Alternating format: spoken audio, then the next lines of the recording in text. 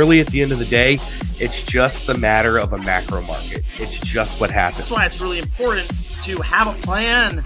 Have a plan and understand what your goals are. In fact, my camel out there is suffering right now with a broken back.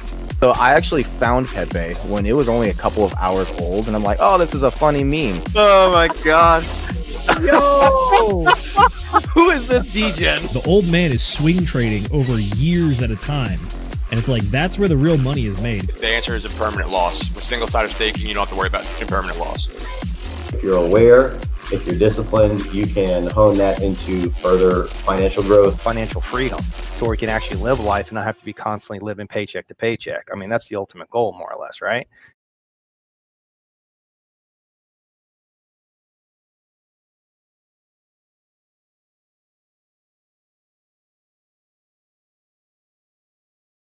Good evening, ladies and gentlemen, and D-gentlemen all over the world. We are coming to you live tonight on a beautiful Friday evening to talk about a book that made us all very sad. That is Poor Richard's Retirement by Aaron Clarey.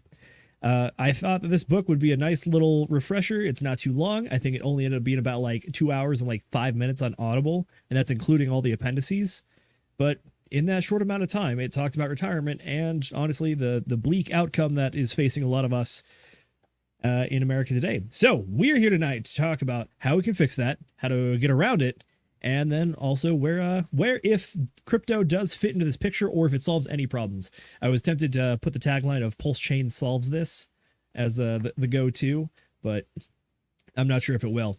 We are joined tonight by our lovely cast and the usual suspects. First off, we got my co-host, Nate McGettit. How you doing, brother? I'm doing all right, doing all right. I see, the irony is that he's very straight to the point in this book, right? And I'm like, I like that, you know? So for me, I actually listened to it twice in a row. Immediately after being done, I'm like, I'm going to do that again.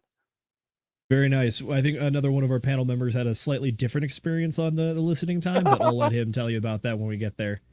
With that said, we got Sam, the bachelor in the bungalow. How you doing, my man? I am doing great. I have a new bungalow here, and I'm a bachelor, so just living it up. I love this book, so I'm excited to get into it. Excellent. I was going to say, if you can teach people how to build a bungalow like that, I think we'll all be doing pretty all right. Although, I don't know how you feel about the whole McMansion argument that they make in the book, but we'll ask you about that when we get there. Speaking of a Stevenson, we have two Stevensons. Will, how's it going, man? Well, aloha, amigos. I am the one who had a little bit of a different opinion on this book. For those of you guys who don't know me, my name is Will Stevenson. I'm like the networking guy for the DGen Roundtable. I go around organizing meetups and finding new people and doing cool, fun things like that. And also making telegrams and dropping links in the chat. That's the other thing that I do. But yeah, bro, it's a good book. It's got good foundational information in it. And I also listened to it twice. Not in a row. I actually shut it off the first time because I was a little bit intoxicated, and it was just, I was listening to it and I was just getting super bummed out, and I was like, God damn. For those of you who don't know who Aaron Clarey is he's a fantastic libertarian economist guy who has a little bit of a what's a good word to describe his outlook? He's just like, he's exasperated all the time. Exasperated is probably a good word for it. He's a curmudgeon. Yeah, but you can totally like, yes, you can totally tell that through the writing in this book. He's just like the entire time he's going on and on about like all these retirement problems and all these challenges that people face because of all the fuck ups that have happened in the economic world that came before us and everything. So anyways, it's a good book. It's got good information. It gives a lot of good background and everything on what people should focus on in the world of retirement and just essentially securing your financial sovereignty throughout your entire life. And like there's a good focus on the end half of that, but we'll get into it a little bit more. I'm not only the only double family person here. We've also got Mrs. Producer, Mrs. McGettit. How are you doing? What's going on, ma'am? Hello, I'm doing all right. Not the best. When you have a 4-year-old who goes to preschool, you get sick like every other week. It's just what I'm finding out. It sucks. So yeah, he brought something home again. Luckily, this one's mild. I'm not going to lose my voice for 3 months, I don't think. I hope. I very much hope. But I'm just coming into the last end of the week from that. So, not exactly feeling the best. Mostly it's over with, but my voice is still a little hoarse, as you can hear. But other than that, I'm here. Excellent. Well, thank you for showing up regardless. We hope that you feel better and that this one will not take 3 months to recover from. That was a rough one. I remember that you were hurting for a while. And for the book, I think exasperated is a very good word for this individual human who I have heard much about, but not seen too much myself personally. He really lays it out in this book. Like if you have some disillusions about the world we're living in and how things are going, like this will clear you right up. Yeah. So go into it with that in mind. It may be a nice, short, light, book, but it is heavy in content in that sense. So, yeah. It really is. And I got to say, one of the things that I like about Aaron Clarey is that he brings the receipts, and he brought the receipts for this one for sure. I will say, I think I must have a different outlook on Aaron Clarey because I think I've only ever listened to him at minimum at 1.5 times speed. So the pacing might just sound a little more chipper to me than everyone else, but whatever. Would you say that Aaron Clarey is something like maybe the neti pot of the retirement sphere? Maybe. I will fully admit I don't know what that means. Isn't that that is an old Jesus showing your age there? Does that Sam. date me? It's where you like have a salty warm solution in a pot and you like tilt your head over and like rinses your face out. Oh, yep. That's a polite way accurate. of describing it. That's probably where you should leave it. Yep. Yeah. By the way, if you want fun words of the day, you can follow either one of these two Stevenson brothers, and I think one of them posts at least a new word of the day every other day or something. So Instagram, check them out. I know Will is more than happy to spam a link in the chat. Oh, yes. I think you are referring to the Don Hewley's word of the day. There it is. That's what it is. Yeah. Yeah, guys, make sure you go follow Don Hewley on Instagram. Big shout out to Don Hewley. He's teaching me a lot of things on how to make good words. Fantastic. Hewley. All right. We are going to do quick shout outs to the chat. We love seeing all you guys show up for this, and we're very happy to talk about this book. And more importantly, we're happy to hang out with you guys. So please, if you have any questions, comments, throw them in the chat during the stream. We will try to cover as many as we possibly can. With that said, I'm going to start saying good evening to Mr. Ted Nelson. He says, evening, everyone. After that, we have Moondog, Love and Light. Y'all. Hell yeah, Moondog. Moondog. That one, but I appreciate it. Thanks for showing up, brother. Glad to have you here. Good After that, we got Jason Smith. Gentlemen. Sir. And then we got Paul Sachs with a hola something heads. Yep. Right back at you, brother. Glad to have you. And then last but not least, we got an old faithful here. We got Centurion 54X. Good afternoon, D-Gens. Good afternoon to you, too. I think it's about 6 o'clock my time, so hopefully you guys have a little more daylight than I have, but that's what I got. All right, with that said, we are going to jump into it. I'm going to do the rundown of the game plan for tonight's stream, and then we're going to get right into topics, and then along the way, we're going to have some panel discussion regarding a few questions that I highlighted. So, Mrs. Producer, if you would do me the honors, I believe I am sharing as we speak. Beautiful. Alrighty, you can check out my awesome PowerPoint skills today. So, obviously, we're talking about Poor Richard's Retirement by Aaron Clarey. This is a book focusing on retirement and what it looks like for the average American. So, tonight we're going to be talking about the diagnosis for the situation when it comes to just economics and finance and the retirement situation for Americans. Panel question I want these guys to think about before we get there is I want them to describe what they think society's definition of retirement is and what is your view of retirement. Everybody in the chat, go ahead and give me an answer as well. I want to hear what the general consensus of the group is. So remember, it's what is society told you is retirement, and then what is retirement for you and your family. Alrighty, after that, we're going to talk about 2017 versus 2024. That is the difference between today and when this book was published. So it's even more different from when it was written. So the data is changed a little bit, but not too much. I did some hand calcs there, and we'll cover that.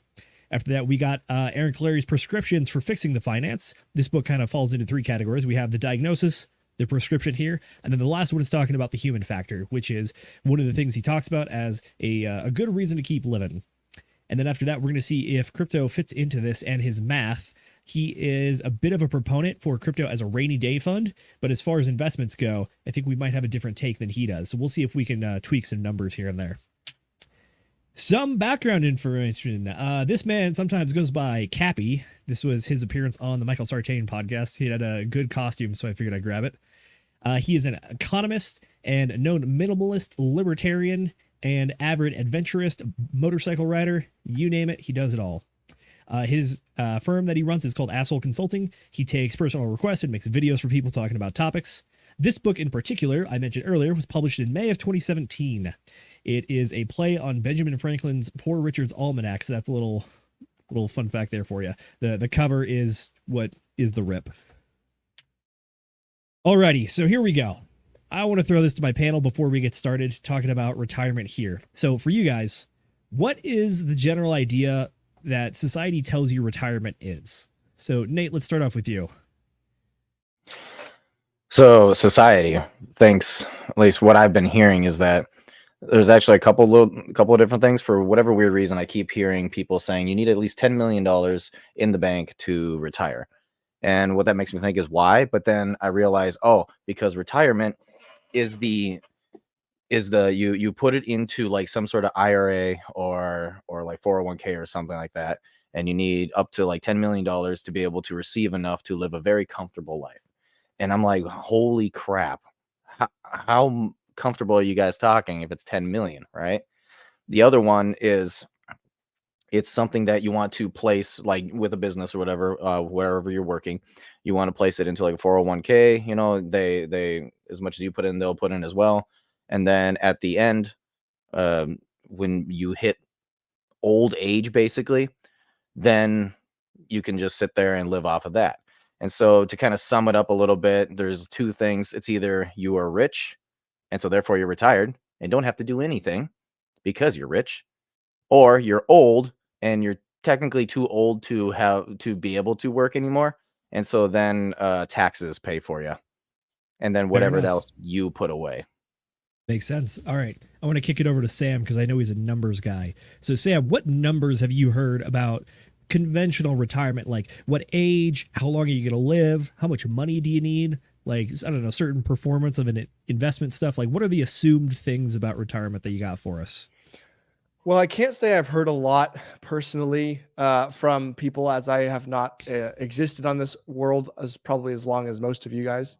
But I will say that like there's definitely like Nate was saying, there's that like super high limit of like how much money can we just like set aside, and so the interest is giving us this ridiculously comfortable lifestyle. I mean, like that in combination with the consumerism we have, that's just like the way retirement is presented. And of course, like there's always the beer commercials on the beach or wherever, you know, there's always that. But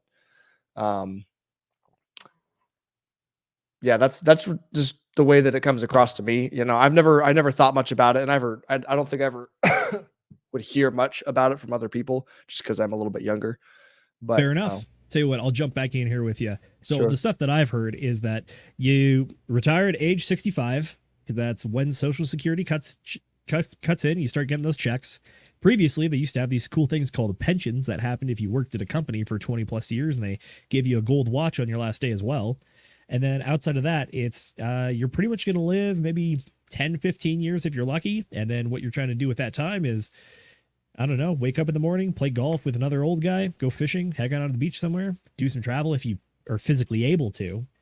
And then another the topics that I've heard lately is that what is the point of retirement? The point of retirement is to stop working, which kind of leads me to believe, and something that Aaron picks up in the book, is that people kind of view work as the antithesis of life, as in it's a necessary evil that you do until you no longer are able to do it. And then one of the things that he does talk about in the book is that when you retire, you start to lose some purpose or drive or motivation. Will, do you have any thoughts on purpose and motivation when it comes to retirement? I do. So I think that there's two different ways that you could end your I almost said end your life. End your career, your career life, right? So some folks are able to find the thing that they like to do with their time that other people also like, that other people are like willing to pay them money for. So like I would say that those people find a purpose. And then other folks, they find something that they can do, right? that is useful that other people will pay them for. So and that's a job. So like there's people that they love pulling teeth, and they would pull teeth and be a dentist for free if they could do that their entire lives and not have to worry about getting paid for it. And those people find their purpose. Just so happens that other people pay them boatloads of money for it. And then there's some people that are like, they like, I go to my job and it's, it's kind of fun, it's whatever, but like I would prefer to be doing something else, right? People that would prefer to be doing something else, they end up retiring from their jobs. People who find a way to monetize the thing that they love, they have a purpose in life. And this book is geared a little bit more towards the people that, and it's most people. Most people aren't able to find like a purpose, so to say, like not to just like in the way that I'm currently defining it, right? So we can catch up on the specifics of the words later. But this book is written for people who are going to end their professional career at some point, and they're going to need to like have some sort of cash inflow for the rest of their lives.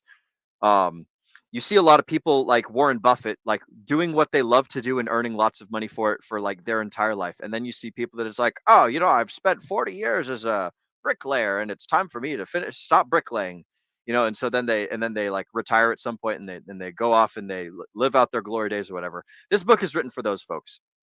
So like, I encourage everyone to try your very best to find your purpose, because so few people are able to do it. And like, I think that, shoot, I don't remember what the question was, but I think that I'm sort of kind of purpose after retirement. But honestly, you nailed it, brother. I was gonna throw it over to our producer, Mrs. McGettit, because I think she's gonna land the plane for us here before we start going one by one, asking you guys. I want to hear what is your vision for retirement? What do you want to get out of it? So, Mrs. McGettit, what do you have for us? So for me, this one is really kind of a dumbed down thing. I'm not a big number person when it comes to something like this.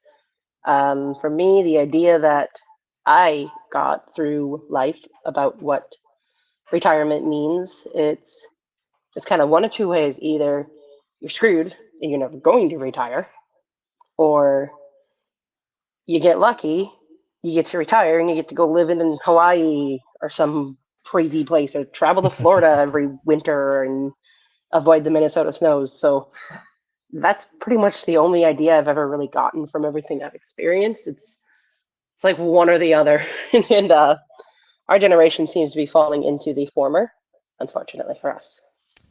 Fair enough. Alrighty. Well said. I'm going to toss it over to Nate McGettit. So, Nate, when you think of retirement, what do you think of? I know this is a topic that we've talked about a few times on DGen Roundtable, and you have a very good concept that I think a lot of people share as well on this one. So, take it away, brother. Yeah, so in thinking about retirement, right? Number one, retirement to me means you die, okay? So that's number one. Let's just get that out of the way. All right, so the way that I view retirement can be summed up in a single sentence, and that is buying your time back. So it's like, what does that mean, right? Buying your time back. Right now, I am putting a lot of time into a lot of my life force, a lot of my time into something that, I mean, I'm okay with my job, it's nice, pays well, but I don't want to be doing that for the rest of my life, right? The number one thing that I have an issue with is having some person above me saying, hey, do exactly as I say, otherwise your family is not going to be able to live. And me going, okay, sure. I don't like that. My family, their well-being and everything is up to me, and I need to make that happen. So I would prefer to buy my time back, and then what I can do with that time is now go make something. Continue to work, but go make something else, something that I would like to do that not only me, but also my family can enjoy, and overall just prosper.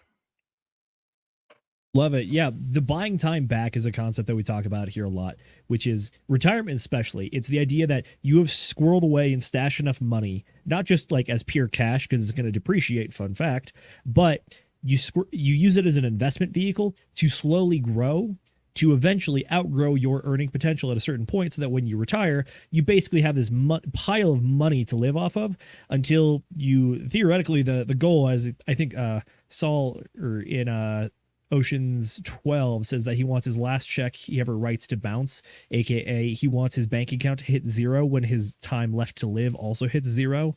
So that's the kind of general idea here. I'm going to kick it over to our young gun, Sam.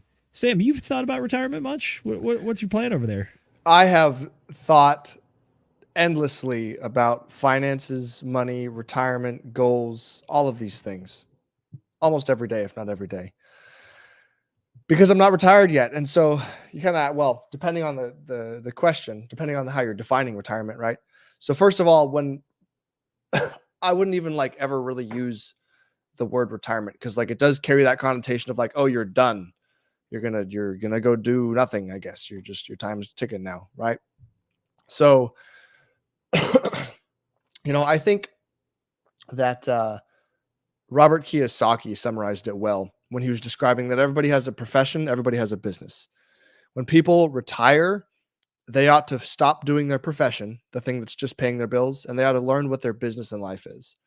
Why are you here? What are you going to create for the world that's going to leave it behind? Like if you're like a woman who wants to have like a big family, and by the time you're older and retiring or whatever of that age, you've got like 2 generations, and it's just like all these people accomplishing wonderful things, and you've got these big family meals, and like that's a wonderful thing. Or if you're this guy who's going to go build a super big successful company, and you're now providing employment and opportunities and wealth to all these other people, and I think that like everybody needs to figure out what that business is, and that is the thing that you should be targeting. Now, if you can get to it before the quote retirement age, then you're already killing it, right?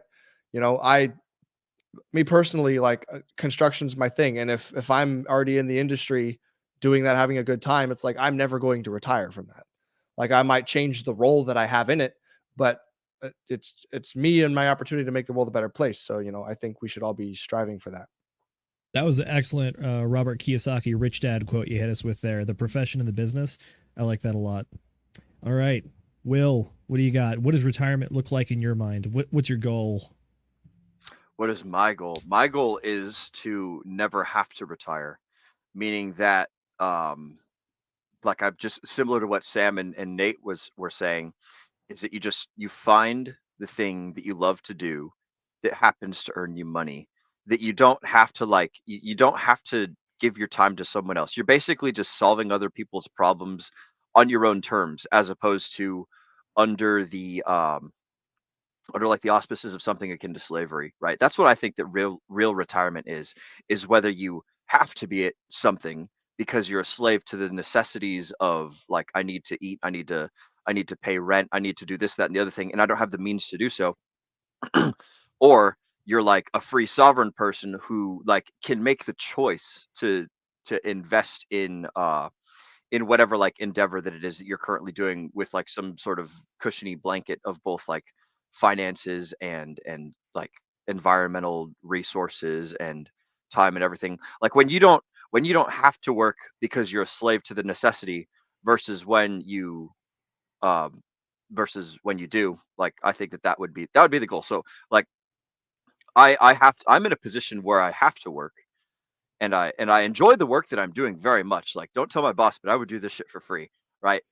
But it's nice to get money, and I do love money, because then I can go and make degen cryptocurrency plays and do all sorts of cool things. But like like I would like to be able to choose to do this stuff out of desire, rather than like have to do it because it's like, oh snap, I need to like, well, I don't pay rent because I live in a shipping container. So that's pretty nice. But like, I got to buy food and buy gas, and I have my degen plays to make, and all that stuff. Are we still going to be trading meme coins in the retirement home? Is that what we're saying? Yeah, fucking A right. You bet your ass I'm going to be buying whatever DRT is on the market when I'm in the fucking when I'm in the nursing home. So degen for life. All right. Yep. Beautiful. I like it. I think your answer and Sam's answer there dovetail together very nicely about the profession and the business, which is that you want to keep doing things. You don't need to pay the bills. It stops becoming a necessity thing. And like you said, it's like the purpose and the desire. You want to be there doing the thing regardless. I like that a lot. Yeah, so what Nate touched on previously too was super duper on point, where he said like when you retire, that's when you start dying. I've read stories about like the old Japanese man who's like 94 and he's still going out and chopping wood for his family because they need like fuel to go through the winter, and that's like his purpose in life. His reason for existing is like, I chop wood. That's what I do. And he's still out there getting after it like when he's old as dust, and he's like Sam and I's grandfather just turned 93. He's out there on the log splitter, like cranking out freaking cords of wood like all day long. Like I think he's got like 2 or 3 years worth of wood stacked up at his house, and he's just super duper old fashioned traditional and stuff. And like, you need some sort of reason to exist. And so if you're not able to find like some sort of hobby or some sort of like family member time spending thing, or like some sort of like, I don't know, even if it's just sweeping streets, or I don't know, polishing doorknobs or something, like you need a reason to live. You need a reason to interact with other human beings. And like like when you retire, you stop doing your slave job and you get to start doing your fun job or whatever. And the goal is to do that as soon as possible, so that way you can enjoy your golden years. So I'm sorry for trailing on there. Go ahead and take us into the next sentence. I was gonna say, Mrs. Producer, what is retirement to you? Yeah, for me, it kind of goes back to what I said before. I've never really thought it would be something that I would get to do, if that makes sense. Not so much in a sense of what you guys are talking about, like find something that makes you never, that you never want to quit doing. More in the sense of I'll never have enough money to do that.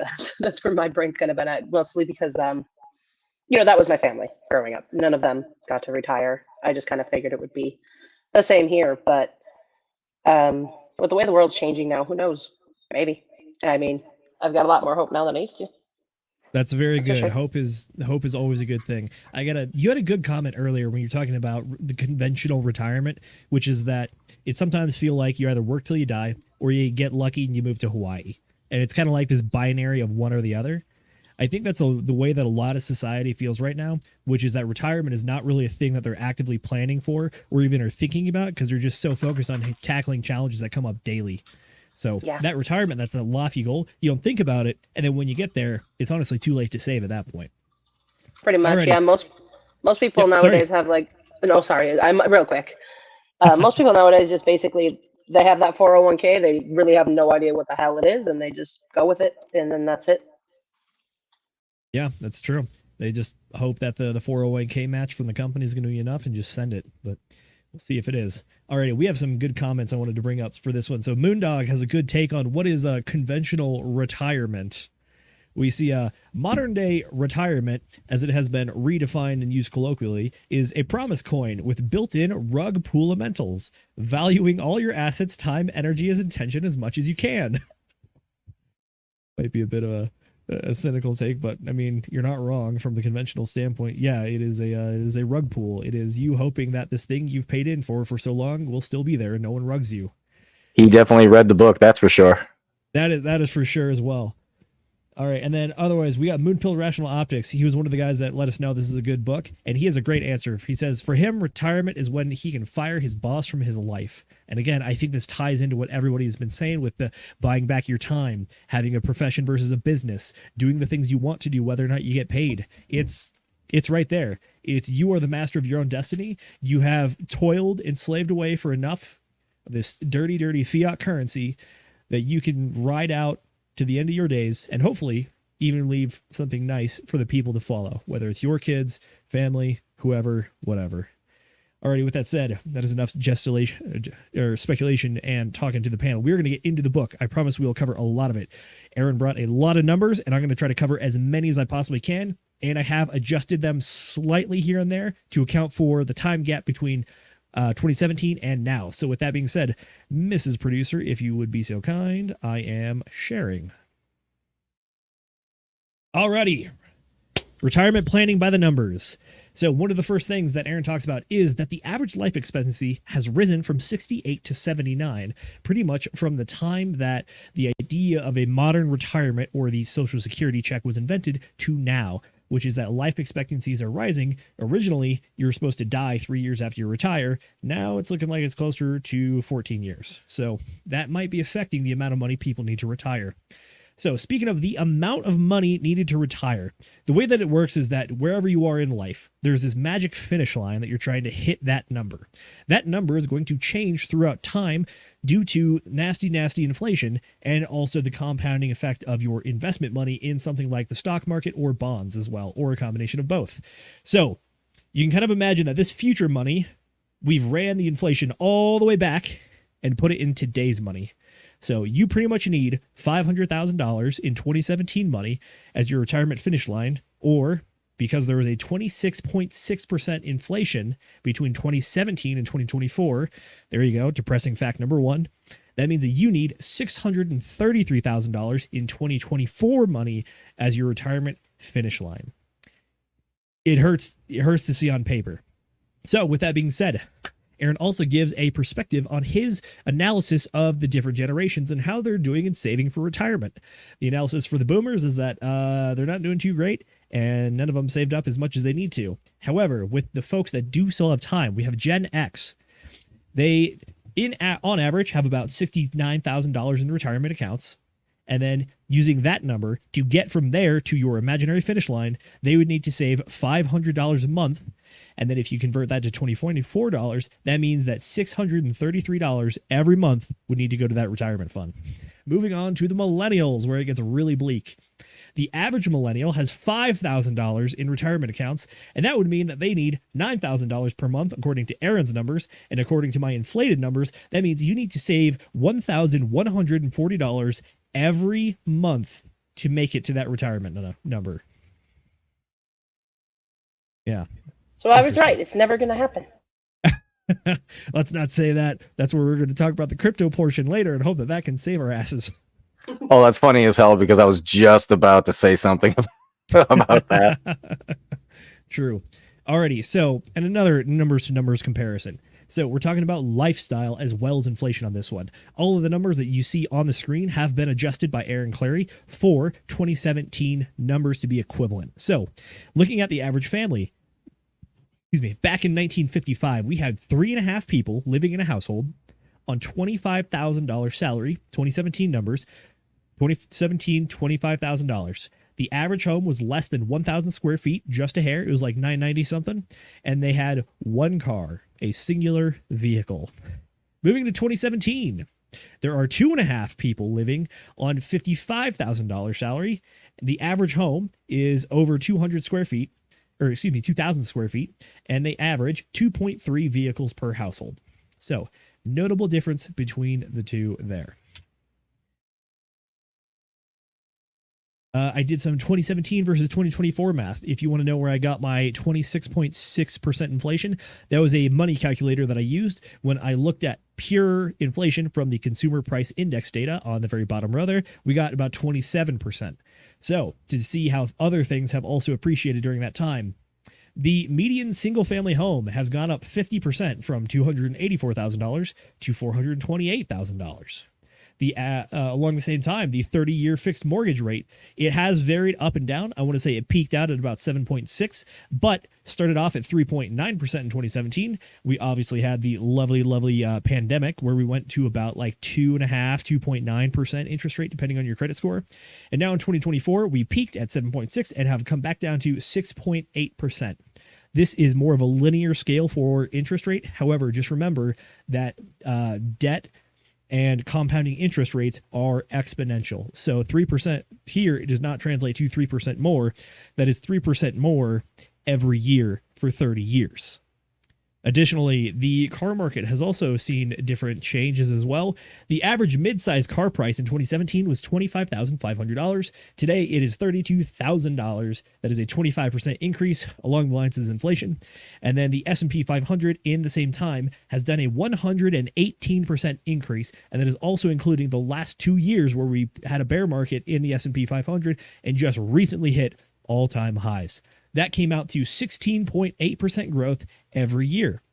Notably, this is also, this is 2017, so it was a very, very aggressive business market at the time. So these are obviously higher than the average projected returns over a 10-year period of the S&P 500, which is about 8 to 10%. That is a very common statistic and number that that economists will use for retirement planning and investment planning, which is that they expect the stock market to yield 8 to 10% every year when you average it out over any 10-year period, any of them. So like you could include like a really good year and really bad years. Overall, 8 to 10%. Remember that number.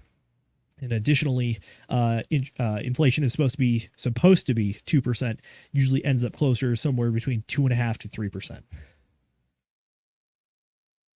All righty. So here's where we go back to the panel. Now that we've looked at the numbers. Is this the right slide? Tell you what, we'll go back. I want to look at this one. So when we're looking at the retirement numbers, what do you think? Is this what you expected? Is this higher than you expected? Does it sound attainable? Somebody lead us off, please. No, Yeah, frankly. go So ahead. okay. So as far as like millennials go, now $900. Who the heck is putting $900 into a retirement account? You know, and we're millennials here, right? Except for maybe Sam. You're younger, right?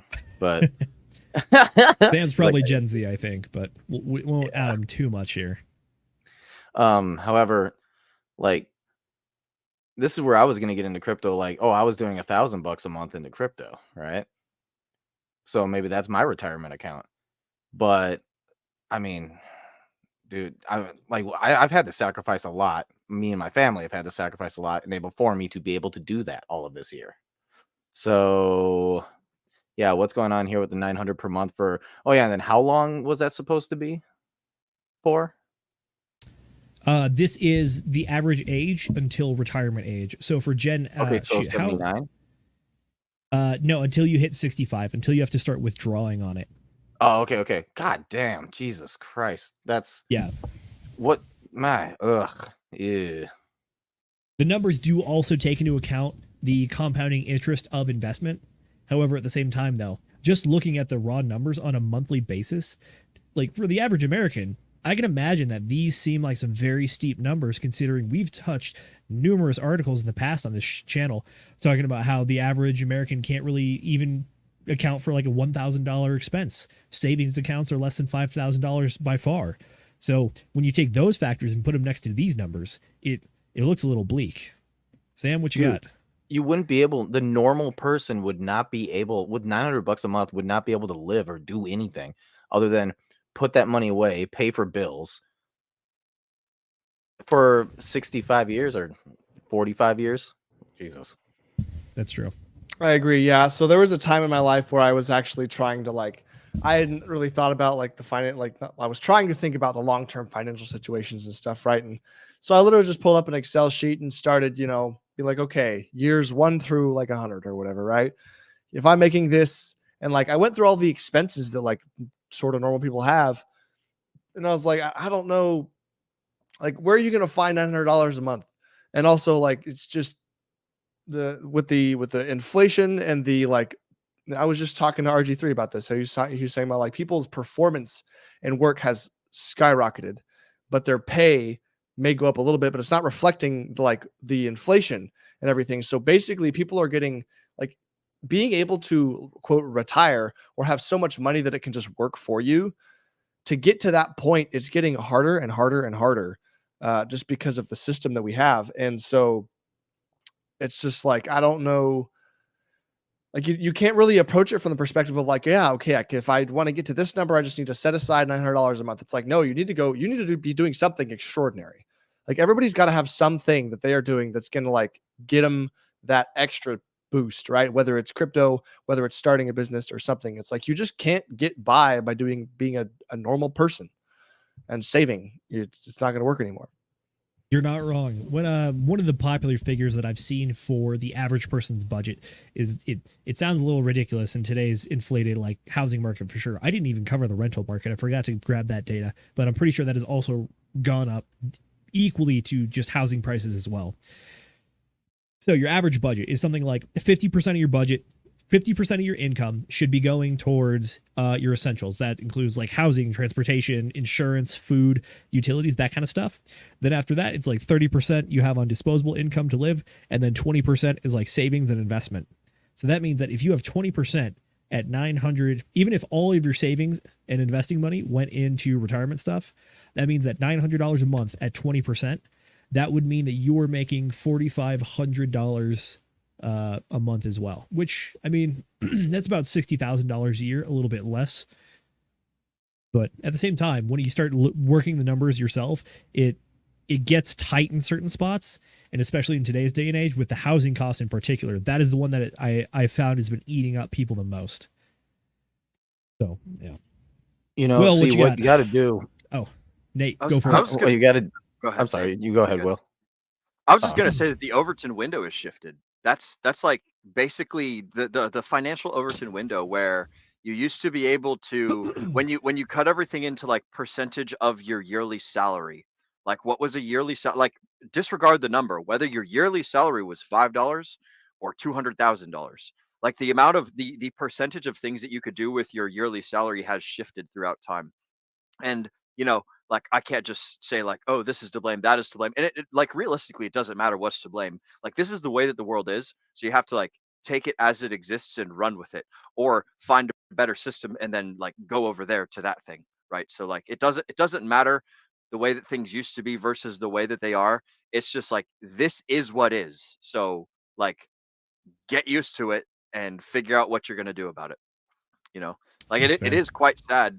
It is quite sad that this crazy change has happened, and perhaps perhaps like we have a lot of things that like came as a positive effect of like all the stuff that brought this. So like these are all negative effects of something. Perhaps there's a whole bunch more like positive things. Like we get LASIK now. They didn't have LASIK back in 1955. They didn't have air conditioning, or maybe they did. I don't remember when that was invented. But like there's like there's a lot of things that we have now. There's a lot of things that they didn't have then, and same thing vice versa. But people definitely have to there's a lot more pressure to figure out how do we best maximize the leverage that we can wield against this financial system that we find ourselves in. Right. You're not wrong. And, in particular, when it comes to things change over the years, one of the things that Aaron Clarey talks about in the book is like cars and transportation, which is that would you want a car from the 50s or 60s? The answer is, unless it's for nostalgic purposes, no, because by every metric, the vehicles that are produced today are better. They are more reliable, they're more fuel efficient, they're safer, they can have more capability in them. However, at the same time, that also comes with a cost, which is increase in price, which means that this is naturally, as just a result of the trends of the time, which honestly was caused by government regulation, but we'll ignore that one for now. But the trends of the time shift, and you got to shift with them. Like Will, you said it perfectly there, which is like you have to operate on what is, not what you want it to be. So.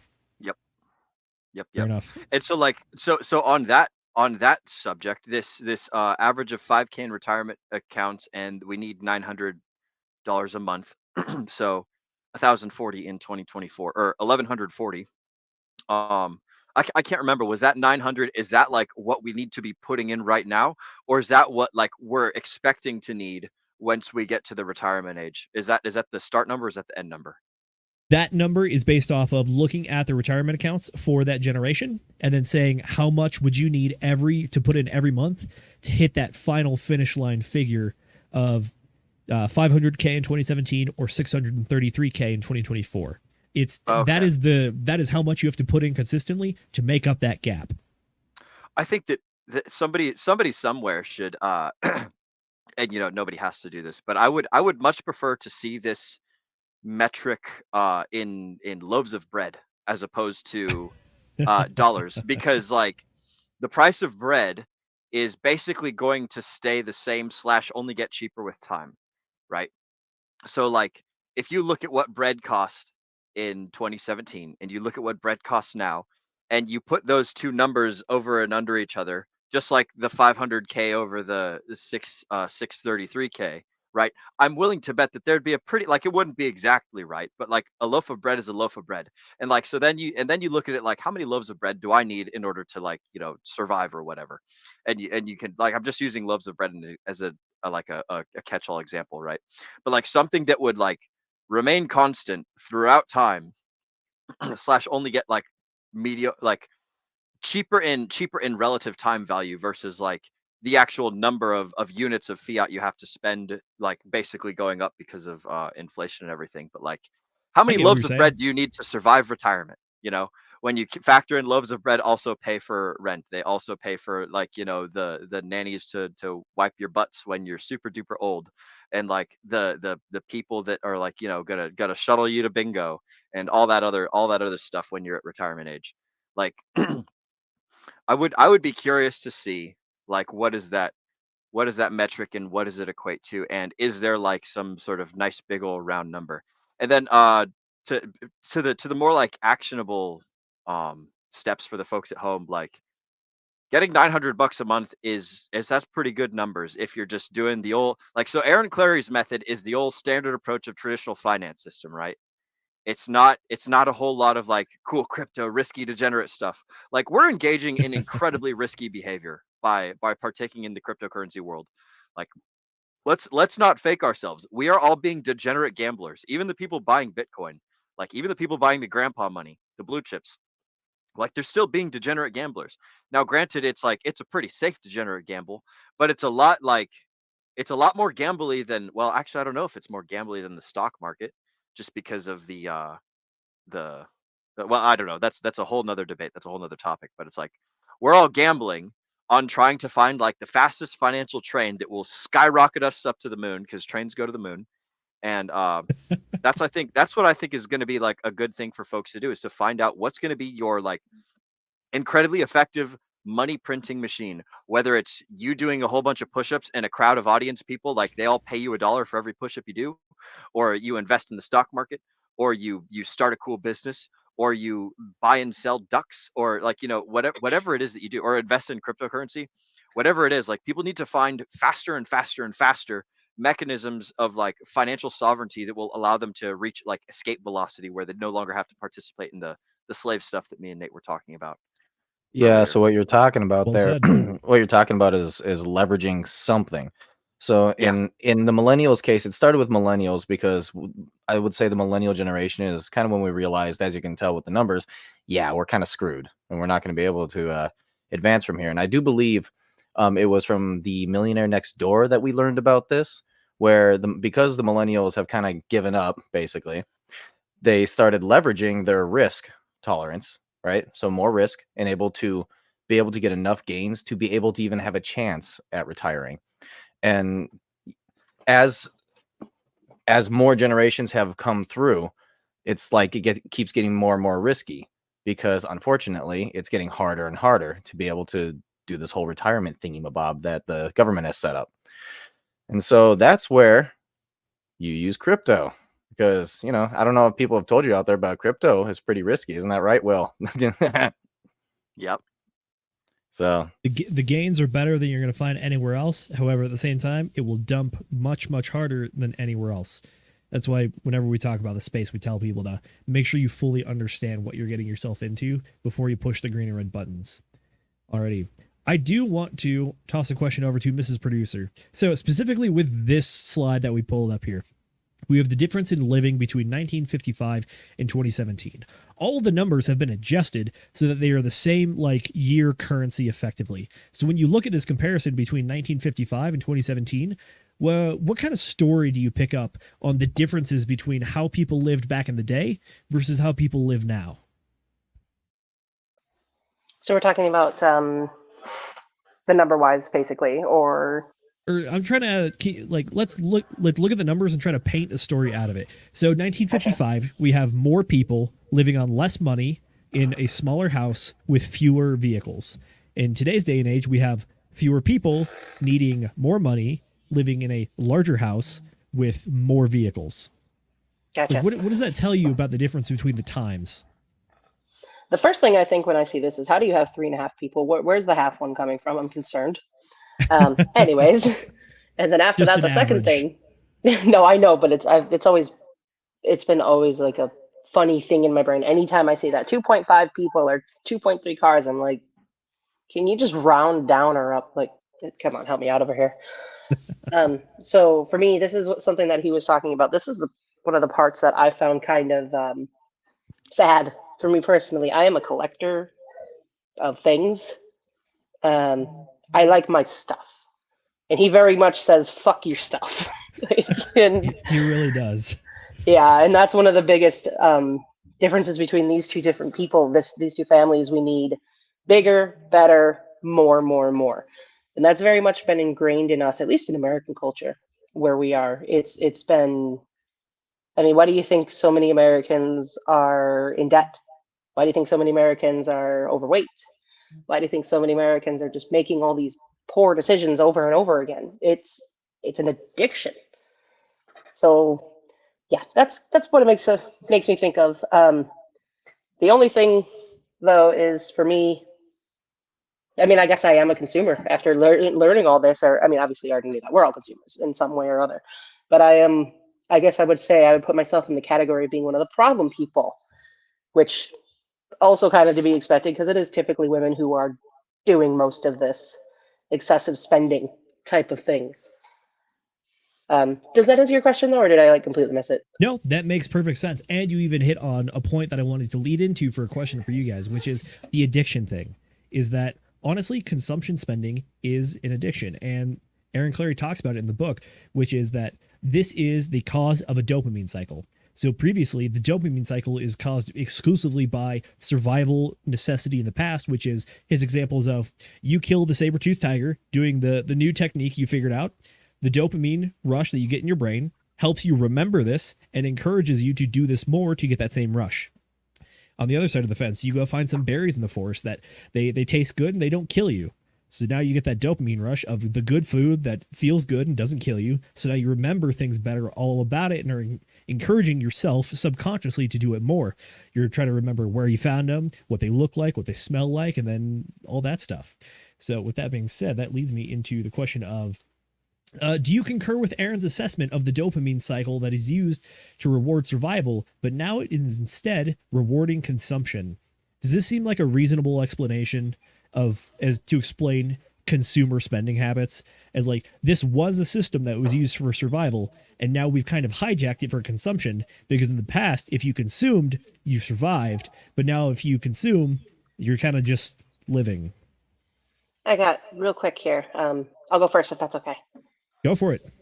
I'm going to say 100% true. I very much agree with that. There's something that we watched a while ago now that went into the details and basically broke down to how the idea of fast food is literally addicting to us because it does exactly what he's describing here. It hits on the certain parts of your brain that just light it up. As soon as you have that, your brain, and it's actually the primal part of your brain that's reacting to this, because back when we didn't have civilizations like we do now, when food was not guaranteed to us, when we had to go out and hunt and gather, and it depended entirely on our success as to whether or not we could hunt something down or gather those berries, that part of our brain only really kind of reacted once we had that guarantee.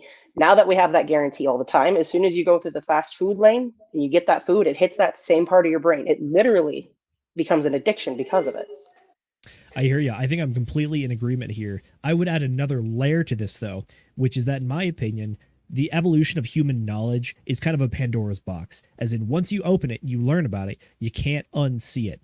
Which is that throughout all the research into marketing and human psychology and human physiology throughout the 70s, 80s, and 90s, marketers and companies learned how to make things using the dopamine cycle, how to make things mentally addicting. You see this a lot when it comes to especially app design now in the 21st century, of how do we make this algorithm or this user layout really trigger those dopamine sensors in your brain and keep people coming back. So that's exactly. And another real quick example here with the same vein that I was already in with the fast food type of stuff. They have legitimately added in a smell that will permeate throughout like parking lots. Like when I was still working at Walmart, I was in the Walmart parking lot. I was smelling like Wendy's fries from 2 blocks over. They added that stuff in there. It's all a psychological like little game that they're playing. Yeah, Disney does that too, I think. They blast food smells around Disney to make you want to eat. I wanted to kick this question over to Will and Sam. I'll start with Will. I know that I think you understand the idea of how to train people, especially being in the military in the past. But also, I know that you as a person, you try to develop yourself as much as possible. So when it comes to this whole dopamine cycle, like, are people just screwed? Is there a way to rewire this? What do you think?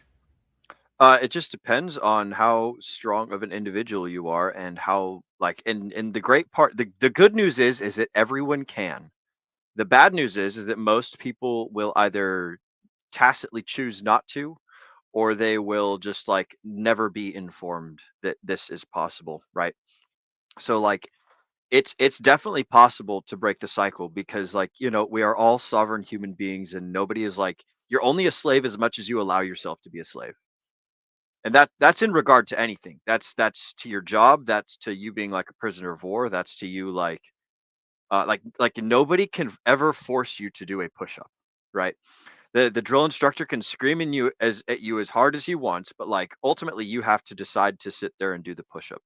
Nobody can force you to put down the Coke, or like nobody can force you to stop drinking the coffee. Nobody can force you to like freebase the cocaine. Like there's all sorts of things that people choose to do because like choosing to do it is easier than choosing like not to do it. And that's the shit. Where was I going with it? The easy answer is yes, it's possible. The more nuanced answer is like it depends, you know, just because like a lot of people don't have access to the information. But it's like you know, you can figure it out after a while that you don't have to live in anyone else's world.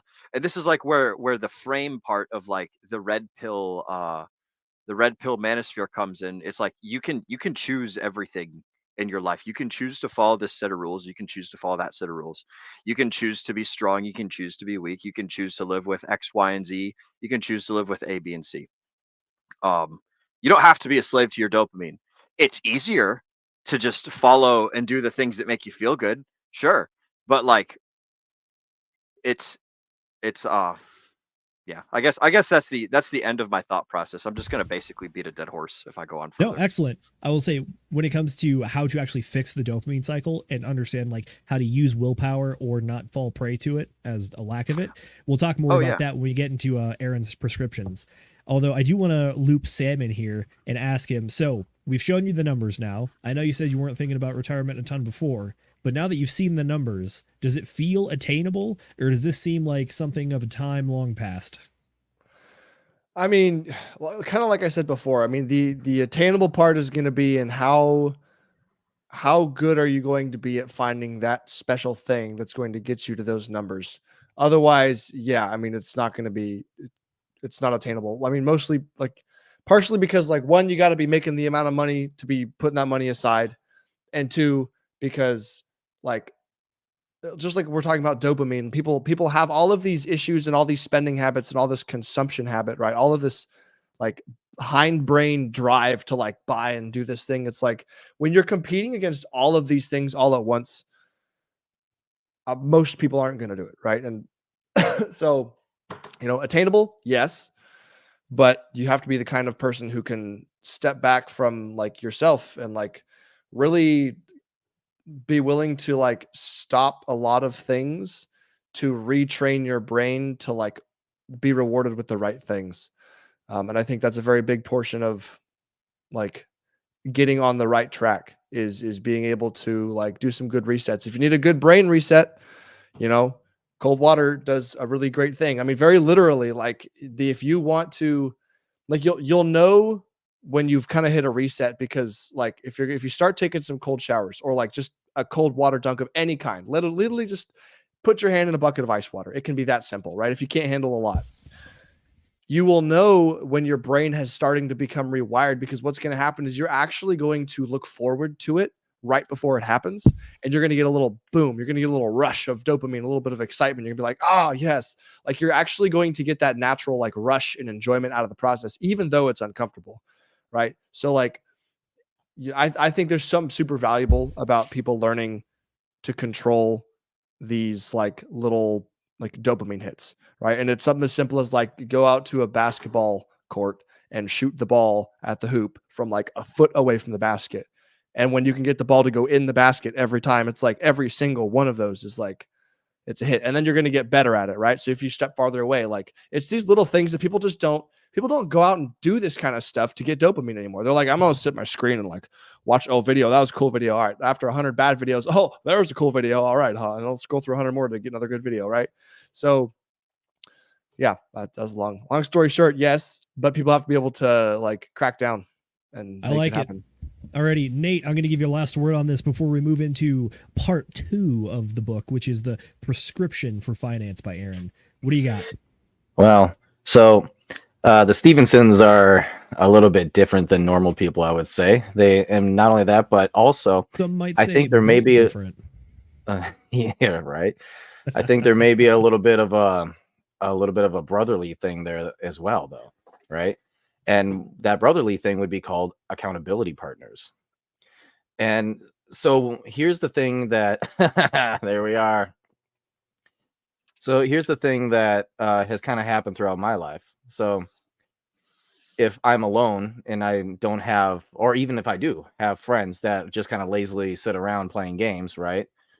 And I decide I want to go do something, what is it that I'm more likely to do to stop doing the advancements that I've been trying to do? Because everyone around me is just kind of lazying about, right? I would say most people, or even like if you're alone, your mindset kind of starts going into, well, maybe I shouldn't, maybe I should, maybe I shouldn't. You're always battling yourself with that. So one thing I think is absolutely vitally important is that you find yourself a place where you can be around people to be able who have either already achieved or enjoy working towards achieving what it is that you yourself want to achieve. And that right there, the competition, so to say, automatically is going to overtake. In fact, the dopamine that you would be receiving is from the competition. Because as soon as they say, hey, you need to do something, and I did it, but you can't do it, as soon as you do accomplish at least to that point, to the goal that you set, that right there is the dopamine. And that is how you're going to be able to change your mindset. And then from there, you yourself can be that accountability partner after you reset your brain that way to somebody else who's stuck in the same sort of rut. That's how we all bring ourselves up together. Excellent. I like it. Alrighty, on to part number 2. Aaron Clarey's prescription for the finance and the retirement stuff. So we're going to start off with minimalism. When you're talking about getting your budget in order, Aaron asked the question, do I need to buy this thing? If the answer is no, then you don't buy the thing. This is, next up, we have one of the ideas of his, which is that spending principles are better than strict budgeting. What he means by this is that anybody can come up with a budget, but budget, like many battle plans, will not survive first contact with the enemy or an unforeseen expense. So, therefore, instead, just have better principles that you can stick by, and then also do a little bit of that planning for the unseen stuff. Apologies to Mrs. Producer here. This is where he takes a shot at you personally, I think. And me, I will fully admit, I like stuff, as in the Leaning Tower of books. By the way, this fell over on me earlier this week. Declutter. Get rid of junk, but keep sentimental and essential stuff. Aaron does very much specify that having things of sentimental value makes sense. Having a bunch of random crap or the project car that you're never going to fix in the garage, it's probably got to go. And the reason that he says this is because, like we talked about previously, housing is one of the largest expenses that you have. And guess what? About 2/3 of your house, on average, is pretty much just storage for stuff. So if you remove the stuff, you remove the need for storage, you remove the need for the large, expensive house. So that's one way that you could possibly help solve what he calls as the spending versus savings, like, linear thing. But I think it's more of a triangle, because there's a third thing which he doesn't specifically call out, which is income.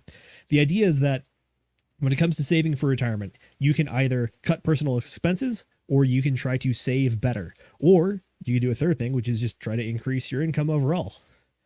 Any of those three things is going to be how you solve the retirement issue. And then additionally, another way to solve this issue is you eliminate debts, because this is going to be one of those things that stops you from saving, because you are buying more than you can pay for right now, and you're paying for it with even more future money. Lastly, this is one of the more interesting points that I think Aaron made, is he hates the idea of commuting. And I can understand why, because by the numbers, he breaks it down this way. On average, people will spend 52 minutes every day commuting to work. Over time, over a whole year, for example, that's 26 full days. If you are a dual income household, then that's 52 days worth of people's time that is spent in traffic, in a car, and not doing either something they love or with someone that they do love, or doing something that they actually genuinely enjoy. And then lastly, his final point is that he says the human brain was not programmed to retire. For millennia at this point, people have worked till they died because they had to work, otherwise they died. So that being said, now we're in this day and age where it's possible through investment and compounding interest to get to the point where you can have a nest egg to live on for your last few years and also leave something behind to pass on to other people. So this is one of those things where we talked about the dopamine cycle, which is it's a psychology thing and it's a physiology thing. This is one of those things where it's like we had thousands of years of human evolution and just survival programming you. Now that we're in an age where we have computers and we've had them for the last like 30 years, does this suddenly change your hardwiring, your code? Aaron says no. I've got something if you don't mind. When you're hovering done, here Will, for I've a got Absolutely. some too. Absolutely. Okay, We are sweet. this is done for the prescription section. I want to get your guys' Okay. takes. Will, what you got? So when he's so Aaron, I think like he's got good advice here, but I think that he's basically slapping a band-aid on the illness like he's fixing the symptom, not the illness. You know, it's like slapping a band-aid on an infected finger as opposed to like just cutting off the damn finger. Like you're gonna lose it anyways. I think that he's addressing, or shoot, there's a better saying for that, but that's the basic general idea. Um when he talks about decluttering the house, it's like it's basically a person cannot keep up with the problems that they are causing. You can either minimize the problems that you're causing, or you can become better at providing solutions. Minimizing problems, and you know, these are just two different goals. These are two different tools that you can put in your toolboxes, right?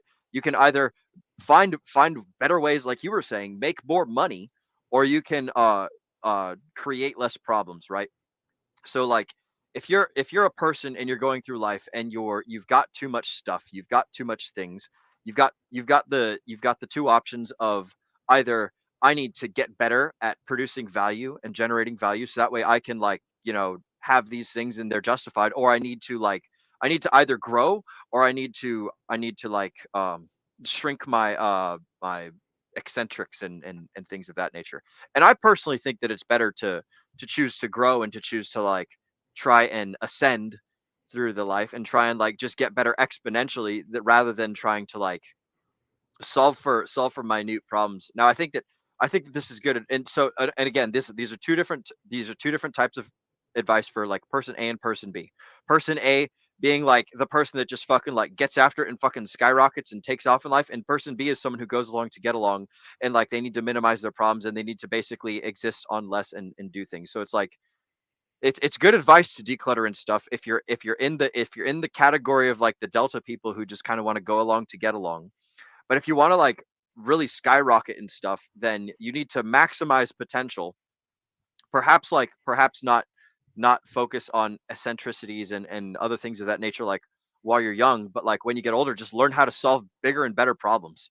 You know, just learn how to be a better producer, learn how to generate more value so that way you can get a bigger home, so that way you can store more stuff, so that way you can do more things, you can have more eccentricities, you know. Aaron's advice is good for people that would also take like Dave Ramsey's advice. You know, it's like it's a good stepping stone. It's a good first the first step, and it's good advice for most people. This is going to fit that middle of the bell curve type folks, but I'm speaking out here to the peanut brains and to the smart brains. None of the people with the gray squishy brains in the middle. Like try and solve bigger problems, grow better, get more momentum, build up speed, you know, meet more people, do better things, work out, get fit, you know, make money, learn how to be Rico Suave, all these things that will just like level up your life significantly better, rather than trying to like minimize the like maximize your output. Don't try and minimize the things that are holding you back, I suppose. And is what I'm saying in this particular instance. And you know, that's not good advice for everyone. That's just to each their own. I just wanted to provide a counter to what not necessarily a counter, but an alternative to what he's saying. So that's what I got. Sam and Nate, you guys each had something for this? Yeah. So I am going to basically jump off the back of that and say that, like, yes, while that will work for some people, I don't think that's ultimately the best solution. And there's a few reasons for that. So if we ever get around to reading the book of Mate for book club, I would say there's a lot of reasons in that book why the concept of just because you don't need it doesn't mean you shouldn't buy it. I don't agree with that. I agree with the concept of, like, oh, if you're trying to figure out how to get a handle on your money, that's a good baseline rule to start from, right? It's like, okay, just put some basic rules down. If I don't need it, okay, don't buy it. Cool. But, like, you need to kind of move past that, because the whole premise of, like, only buying things that are bare minimalistic needs to survive is not, like, frankly, it's not, like, if you're a guy and you live in, like, this tiny little apartment and it's like, you know what? I don't need sheetrock on my walls to live. I can remove that, right? Like, you start doing stuff like that and you basically play the minimalistic game. That's fine. You're going to be alive and maybe you'll build some wealth and stuff, and that's great. But good luck ever impressing, like, a girl, right? So there are things that we can do as guys, and, like, if I could buy a regular like, table, let's say. I could buy a regular old table and it could do my job. I could hold my laptop, I could work on it and all that stuff. Or I could go buy a table that maybe it's like maybe it's like a $200 or like a $200 table, or like a $2,000 table, whatever. It's going to be made much nicer, right? You're going to be presenting artwork. And so sometimes, like, if it depends on what your goals are, right? But if you're the kind of person whose goal is like, hey, I want to present as somebody who can actually, like, buy more than what is needed to survive, right? Because that is basically a symbol of you being capable of providing more than just the art, right? That's all it is. So it's like, if I have someone come over to my house after a date or whatever, and like, we're going to play poker, and they see that I have this really minimalistic lifestyle, that could be fine. And depending on the person, that could be okay. But you are going to have a higher likelihood of success if you're trying to, like, maybe marry this person one day or whatever. They're going to be more impressed and they're going to be more confident in your ability to do things if you have nicer stuff, right? And, like, you could even, last point, you could extrapolate this out to, like, supercars, right? So we try to do the whole, like, oh, the crypto guys, they all go get a supercar once they've, won big, right? And it's like, well, shoot, if I've won enough and I buy one cash, maybe I will. I don't know. Like, if you buy stuff that at that level, it can kind of be an asset depending on how you play the game. But still, like, when you do that kind of thing, it can be it can be more useful than just, oh, you're buying an unnecessary thing. That's true. I think you really hit on a point that is not fully fleshed out in this book, partly because of how short it is, but also the subject focus, which is that Aaron Clarey tackles finance from the minimalist standpoint. What that doesn't mean is that you save every penny ever so that you can die on it like some pharaoh and be buried with all your gold. He specifically talks about this in a lot of his other medium, which is that what is the point of saving all this money? A, so you don't become a debt slave. B, so you can actually do the things you want to do. Aaron himself is very much a big advocate and lover of taking hikes, going for motorcycle rides, traveling. Those are the reasons to spend money in his view. Also, he likes nice food. And I can tell you that one's also pretty nice as well. I've had a few nice things in my life, and that's one of the things I enjoy the most is good food. It's the point of we're not saving without a purpose. We are saving because there is a purpose. There is a goal. There is an end game. There is use for money. He's not saying that, like, don't ever buy golf clubs, because why would you need golf clubs? It's like, look, if you like golfing, that's your thing. Understand this is why you're saving money, so you can spend time and enjoy yourself in this avenue. I know Aaron also says he's an atheist and that at the end of it, you're just going to die. It goes black and there's nothing else. So enjoy the ride. That's part of it for him. Whether or not you have a different moral philosophy or religious take, that's entirely different. However, at the same time, the point being that the book is definitely proposing the idea of saving as much as is possible, cutting out expenses, cutting out nonsense, getting rid of the crap. But the other half of this that you don't see in this book in particular is the reason to do so. And like you said, Sam, there's a reason to spend money on things that might not make sense to people, but they help convey something else that you're trying to convey. Does that make sense?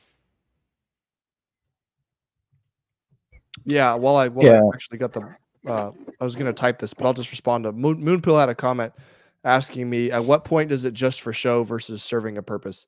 And I'll quickly respond with like that is the point, right? So like for show meaning like so people are going to see it, right? I'm going to see the Lamborghini when I'm driving inside it, and I'm going to enjoy it. My girlfriend is going to see the Lamborghini, and she's going to enjoy it while she's inside it. My future business partners or people that see me doing a thing, they're going to see that I can somehow afford to have this car, and they're going to make a judgment about what I'm capable of doing, and that could work in my favor. So it's like it's all part of the same thing. It's like the world is like not it's the world is that's not minimalistic though. What you're talking about Yeah. is somebody who's not necessarily living minimalistic. They're more so like they're advancing forward into like business, trying to onboard, you know, more business partners, or trying to actually go out there and touch grass and freaking get girls and stuff. Like they're living a different type of life. And so I mean, think about this, right? In the mind of Aaron Clarey, what he's doing right now is he's saying, okay, we're going to go to a base level, right? Base level minimalism.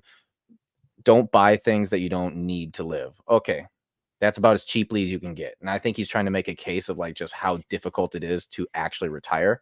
And he's using the case of minimalism on a base case. So that's actually kind of ridiculous of like, oh, you know, if not going to survive, right? I would go ahead and take that, right? And let's go ahead and build on that just a little bit. You can actually create a nice, peaceful little life with what he's put out there. So you start first off with the first level, which is going to be, I'm only buying what I need to live. Okay. But you know, I want some peace in my life. And if I'm only trying to survive, there's really no peace to that. And it is nice, you know, to, as a man, you are going to have pain in life, and don't shy away from the pain and actually move towards it. But don't make your life unnecessarily tough just because, you know, enjoy moments. Like if you have a tough part of your life, you can then enjoy the peace of your life even more, right? And so you need to set up that peaceful place. And so what you want to do is the first level, right? Survival only, then start adding comfort to that. And then the question starts becoming, oh, I want to buy this for this comfort thing, but is this really going to comfort me though? I would beg to differ that Twitter is not necessarily going to comfort you, right? Especially after people start coming after you for whatever fill in the blank reason, probably stress you out. That's not comfort. That's not peaceful. So that one, don't need to pay for that subscription, right? So, but how about this? Like a pillow, right? Pillow, maybe a bed. That'd be nice. Hey, how about like a heater? How about an air conditioner? Yes, that is comfort. So those expenses would be worth it. That would be, you know, it'd be worth the extra amount of electricity you'd be paying for. And you know what? You can build yourself a very nice, humble, but also comfortable little place. And guess what? There's women for that as well, because maybe they want to get the hell away from the city, right? Get out into the country, live a nice, peaceful life themselves. Fair enough. I did want to give a chance to open it up to Mrs. Producer so she can fire back at the guy who hates people who collect things.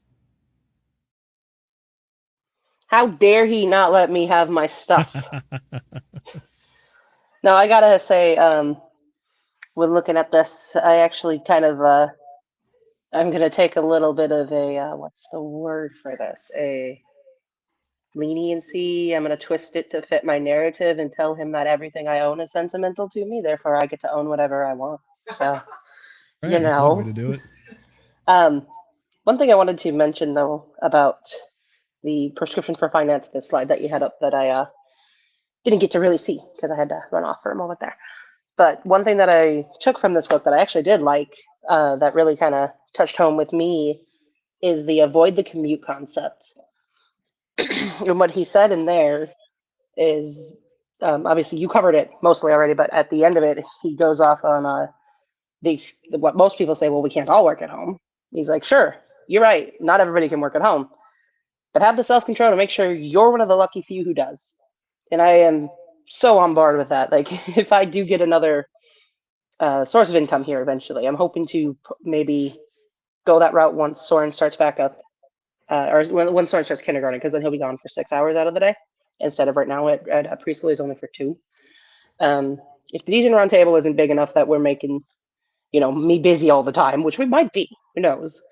But if that's not the case, and I do have some more free time, I'm looking to hopefully get a part-time job, but I will not work anywhere from any other place that's not at home anymore.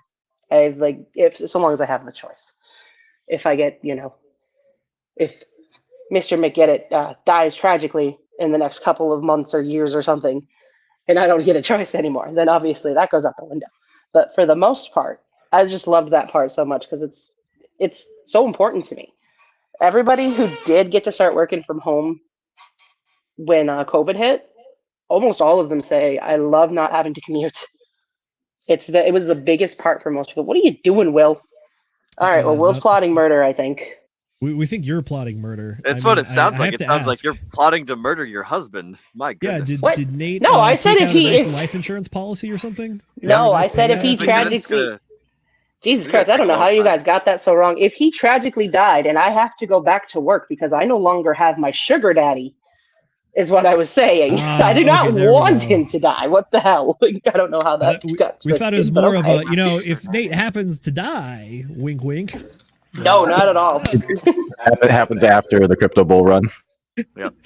Shocking. In 2025, he gave up his seed words and then passed away 2 days later. I have all the seed phrases in my PSA case already, so. Oh, dude, that's out the window. Short fuse there, bud. Watch your back. Let's just say my sentimental junk that I own, I could retire off of it. So Nate's in no danger whatsoever. You don't need to worry about that. Oh, geez. Well, this is live. We do it live, folks. So you've heard about it here. If Nate happens to go missing in 2 years, then hey, we'll know where to start looking anyways. Yeah, we do. I got to say, when it comes to the commuting point, that felt very Will Stevenson in my brain, which is you just don't do things that you don't want to do, aka commute. And then if they tell you have to come into our office for this corporate culture, you kind of tell them all right, well, you can either pound sand or you can hire me for the skills that you're prospecting me for. And where it is. But I mean, so you put it in, go for it. There is value in corporate or well, like, company culture, whatever that might be. Some companies choose really shitty culture, right? But some like this is something that Sam and I were talking about the other day. This is actually your idea, Sam. Do you want to elaborate on it a little bit for potential? Yeah, sure. So I'm going through the Toyota way right now, and basically one of the things that they're talking about is building a culture of a company that's like how do you build this group of people where you care about the people first, and it builds this like environment and team that allows a company with a goal to accomplish the goal and do all of these amazing things, right? So what was the original question? I was talking about the company culture. So you and I were talking about one day if you you have your own little personal company sort of where you do architectural design and stuff, and you do a lot of like contractor type work and or like consulting type work and stuff. And eventually once your own like outflow exceeds your ability to do it by yourself, you'll have to hire employees. And you were saying that it'd be cool to have a company fridge that's like stocked full of like healthy sparkling water drinks, and like how it'd be cool to have like a gym in the public area, like that's cool company culture stuff that like encourages health and fitness and personal betterment, as opposed to like, hey, you guys got to sit in these cubicles and hang out and talk to each other and go to meetings on every other day and blah blah blah blah blah. And like there's good company culture and there's bad company culture. So like, yeah, to Zenith, your point was originally like people should do the things that they want to do, and commuting is generally a bad thing, unless you're maximizing your leverage during that time. Like you could consider that 52 minutes a day to be like wasted time, or you could be like, hey, that 52 minutes is my school time where I am now learning by consuming books at like 1.5x speed, or like whatever. Like people could be maximizing their time no matter what they're doing. Now most people don't like when they're commuting, they don't do that sort of thing. And it is relatively wasted time. And it does consume a lot more than just time. It's like gas and money and car maintenance and, you know, the headache of attention span and paying to traffic and all that stuff. Commuting is generally bad. Um, so I totally agree with your point on that. But like, I just wanted to bring up that there's the right company can have like a fantastic culture that would be like super duper beneficial for people to take part in. But yeah, your point about tell people to fuck off that are getting you to do things that you don't want to do. Like again, that requires leverage. You have to be able to like back up your words. If like there was positions in my life where I couldn't tell people to fuck off, and I had to do like not necessarily had to, but it was in my best interest to go along with what I was being instructed to do. You know, and there was a lot of growth and development and discipline that came as a result of that.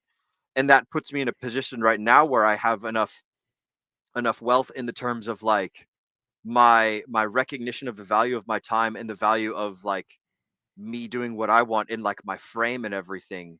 Like I value that a whole lot more now than I did back then, and I know a lot more now than I did back then. So it's all part of growth and stuff. So that's all I wanted to tack on there. I think, yeah, you had a good analogy for this earlier, which is that it sounds like Aaron is writing for the center of the bell curve, and not everyone is the Sigma male, Giga Chad, hustle bro, listening to 3 podcasts at the same time in their drive to work. But like, yeah, there are effective ways to make things work. But I think Aaron's larger point with the book, which is that the idea of a commute is that you hate it, it sucks, it costs you money, and it costs you your precious, precious time. And for a lot of people, that time is a very valuable asset. And then additionally, all those extra requirements take away from what you want to be doing, which is spending time with your family or doing a hobby or building something you care about. And it's like each of those is possibly adding stress to your household, he says. And if you have the ability to not make the commute, or at least make it a lot shorter, that makes sense.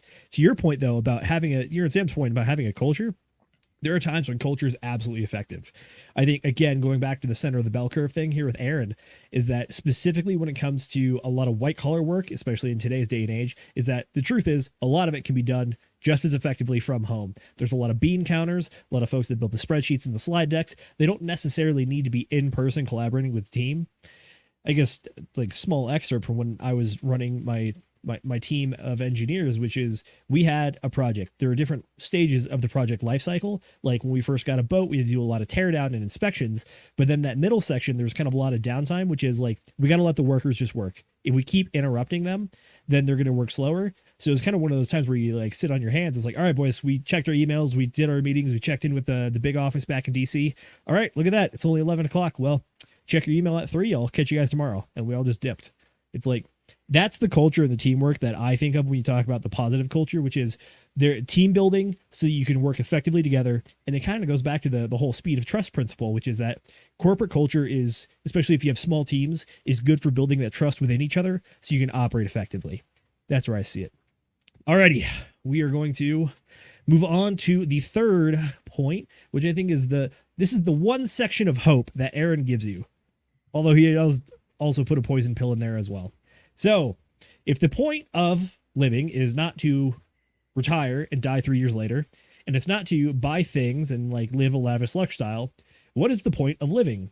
Well, he calls this chapter your fellow man, aka the other people in your life, as in those are the reasons to live. Those are the people you want to spend time with. They're the people that you want to live for, so you can hang out, you can chat, you can bounce ideas off each other, you can make each other better people, and do the whole like iron sharpens iron, one man will sharpen another.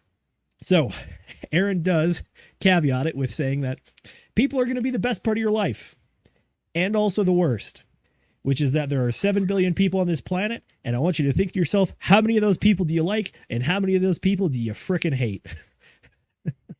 On a base level, Aaron talks about 3 things that he looks for when it comes to people of good quality, so to speak, to bring into your circle, which is you want good people as opposed to evil people. There are some people that just, it feels like they're really out there for themselves, and they'll put a knife in your back if it allows them to pick up a few extra bucks. Yeah, obviously we don't want to be spending our time, our very, very precious time with those people. And then on top of that, you want boring versus interesting people. A lot of good folks out there.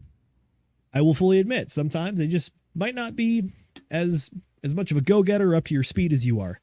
Like, for example, imagine yourself in your 20s versus yourself in your 40s, which is that at different stages of your life, you are more than willing to go rock climbing at 2 a.m. and then go hit up the bar until it closes down after that. And then other times you're like, you know what? I just want to have some friends over for dinner. We'll play a board game and call it a night. So, not saying one of these is better or worse than the other, but understand where they match up to you because you want to hang out with interesting people. And then lastly is personalities and compatibility. Obviously, if you have a bunch of people bumping heads, chances are you're not going to want to spend time with those people.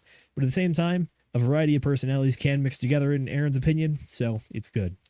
And then the final point here is that once you have your small group of people that you like to spend time with, understand that life is going to happen, and unfortunately, those numbers are going to dwindle down eventually. Not out of anything bad happening, just people move away, opportunities come up, all that kind of stuff.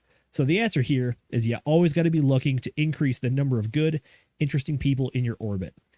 And that takes effort. It takes time, and it takes a willingness to go and, I don't know, maybe put yourself out there in uncomfortable situations to go find those people. But the point of this one is you got to keep looking because unfortunately, it's just the way of life. It is the universe's entropy, but with friendship. And then lastly, your family and your loved ones. Whether you love them or hate them, you only got one family you were born into. You have the ability to make another family if you so desire, but these are going to be some of the most important people in your lives, and also probably the ones that are going to be with you at the beginning and the end of it. So it's very important to foster those relationships, in Aaron's opinion. So off of this one, the human element, folks.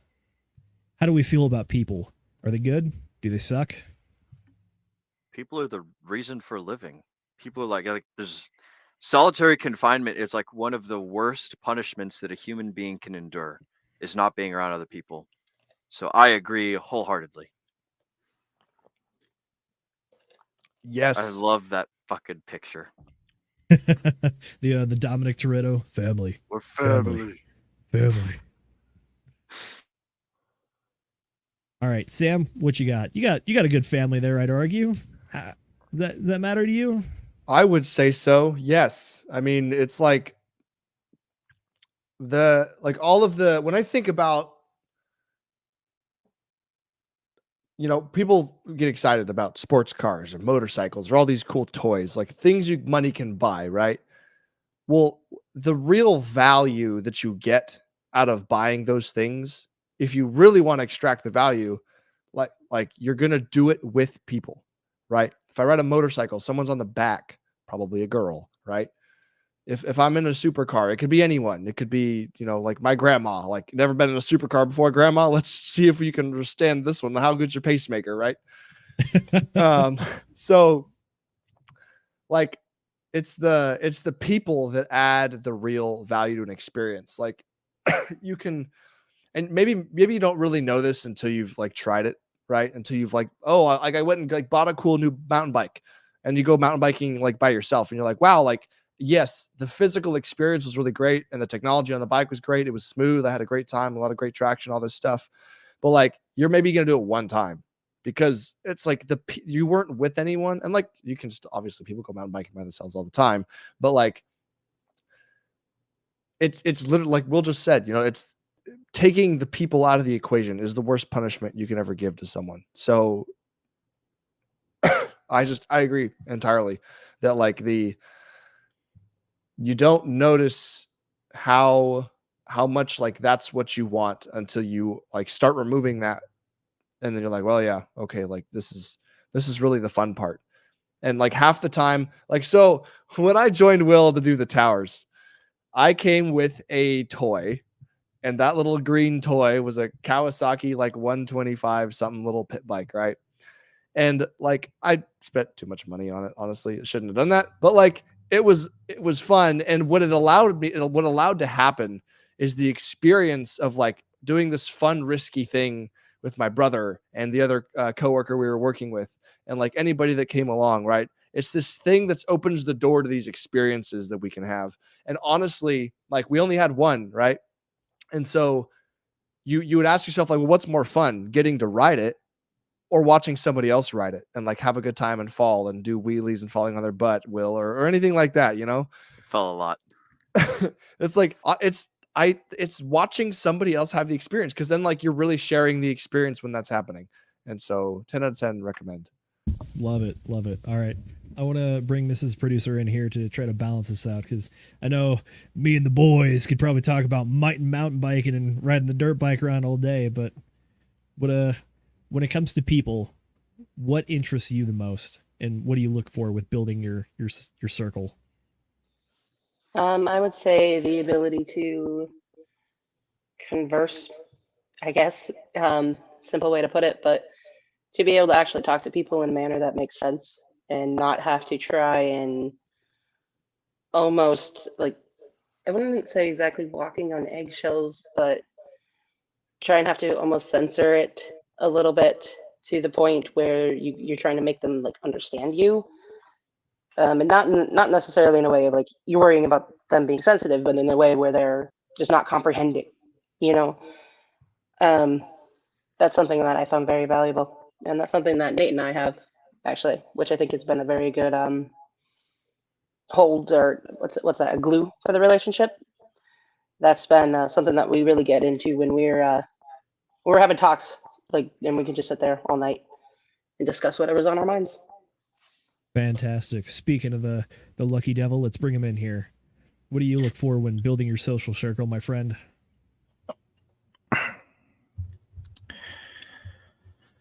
That's a little bit difficult for me to say because, frankly, I would prefer to be around other people that want to do something, that want to help others, without their own motives, that they're willing to step over you or step through you and able to achieve.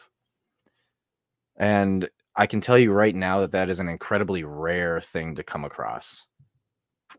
So for me, I really look at what it is that people are saying compared to what they're doing really, really, really highly. And then if somebody is saying something, there's usually a little thought in the back of my head that goes, okay, so you're saying it. So that means that you're going to do it now, right? We'll see. And so then I give people time, and we just kind of build on from there. Fair enough. I like it. Mrs. Producer, if you would please bring up the comment by Moonpilled Irrational Optics. I think he has an awesome point here, which is something that I think all of us share. Whether or not you've been to a crypto meetup in person, he's entirely right on this one, which is the Vegas meetup for the Crypto Mindset course. Vegas meetup last summer was the embodiment of people that add value to life. I wholeheartedly agreed with this because I thought that this is, in my opinion, a meetup of interesting people who are trying to better themselves and their families. And honestly, at the end of the day, it's a lot of good, slightly risk-seeking personalities, but good personalities that get together and enjoy having a good time. Famously, Will and I went to that one, and we actually got to meet Moonpilled. Awesome dude. Very much enjoyed hanging out and getting to know you more and more throughout the year. We cannot wait for these meetups because, in my opinion, these are awesome examples of times to meet people who you might not be like super close with, but you're all interested in the same thing. You all have interesting ideas about how to handle it, probably different ideas too.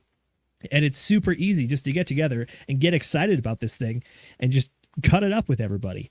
And at the same time, it is possible for something like this in the world of cryptocurrency to turn south, which is the idea of like you're going to try to dump on each other's heads, but not the communities that we've had the pleasure and fortune of running with, which is that everyone is the most likely thing to come out of their mouths is that we're all going to make it, which is that there's enough money to go around. No one is dumping on each other. There's no need to. Even if you wanted to, good luck trying to do so. It's building community. It's building camaraderie as well. And I think that's a lot of reason why I'm still here, because talking with you guys is a blast, and then meeting everybody in person is also a blast, and I want to do more. I've got an easy way to sum up the kind of people that everyone should want to be around.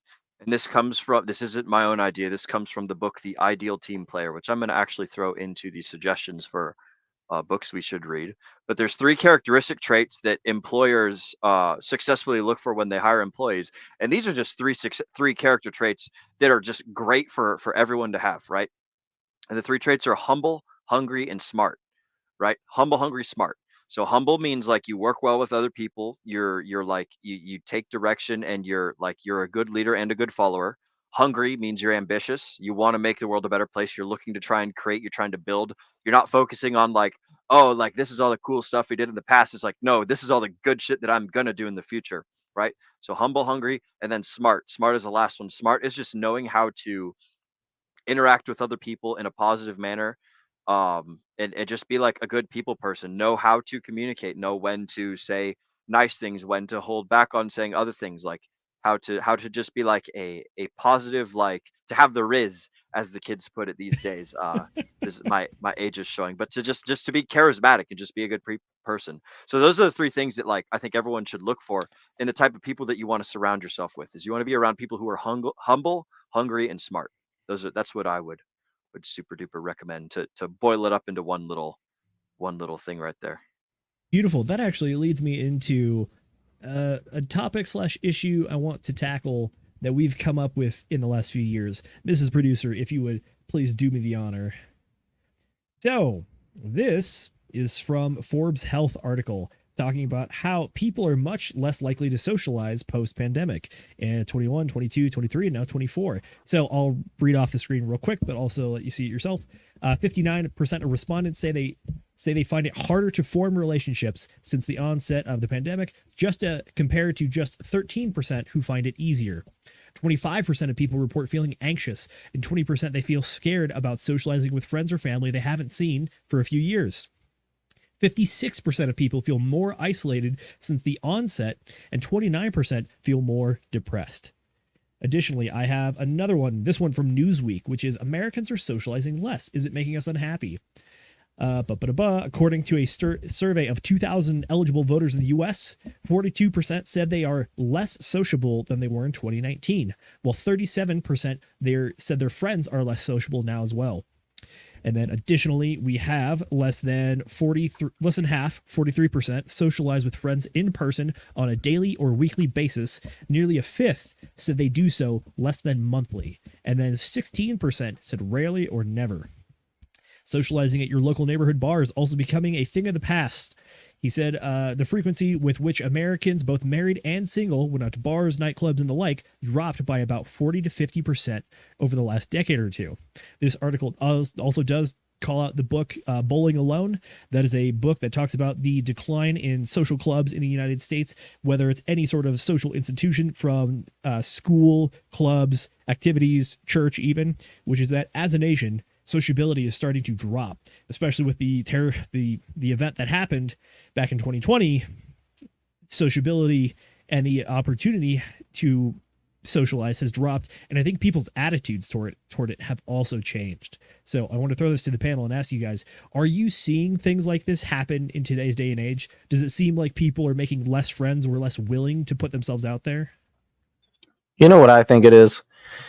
I think what really happened with the zombie virus was not necessarily that it was being stuck at home themselves that's changing this.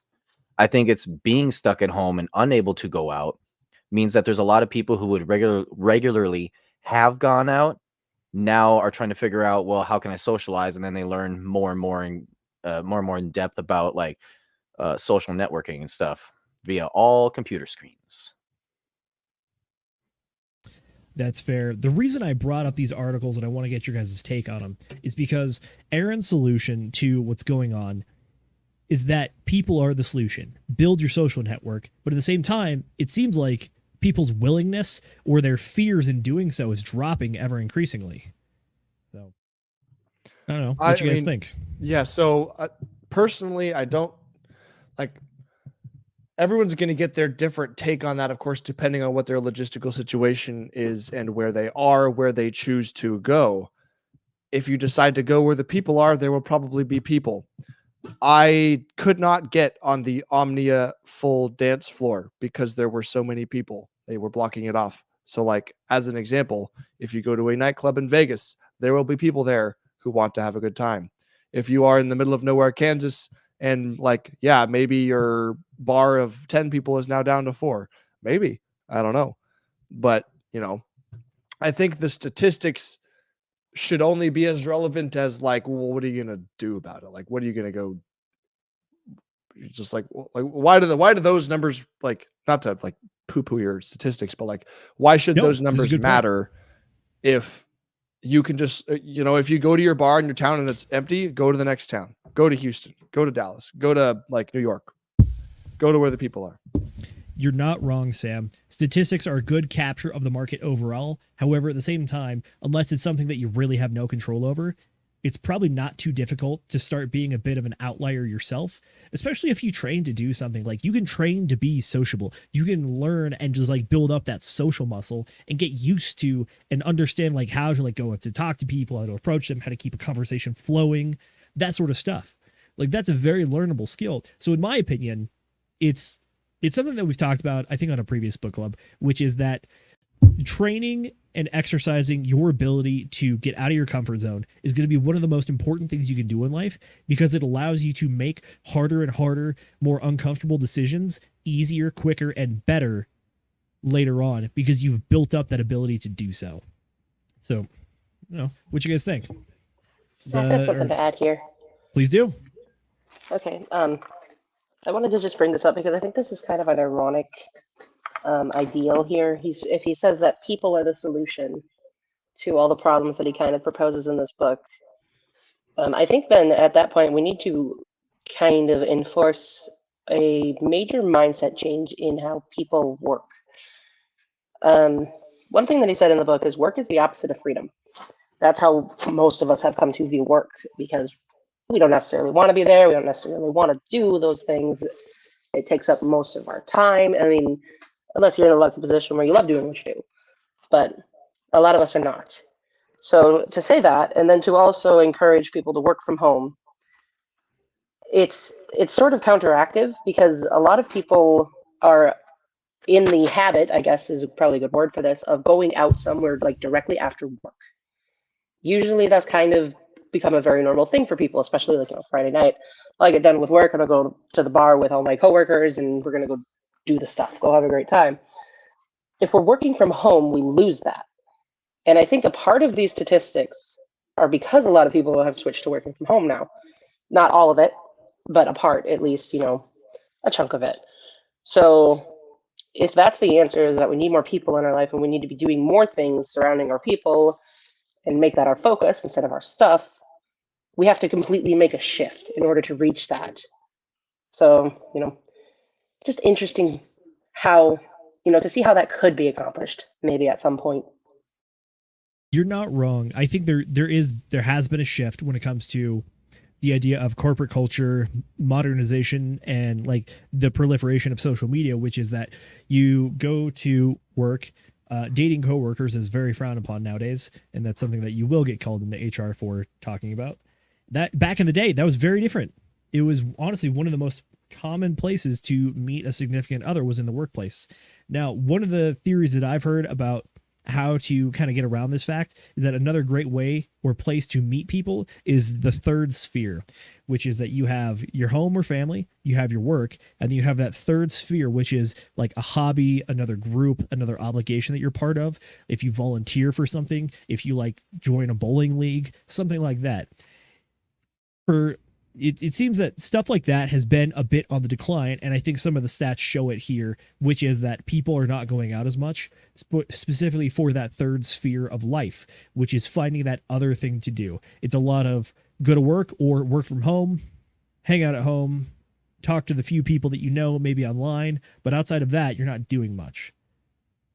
Yeah, and another thing to add to that is a lot of people have been switching to socializing online too.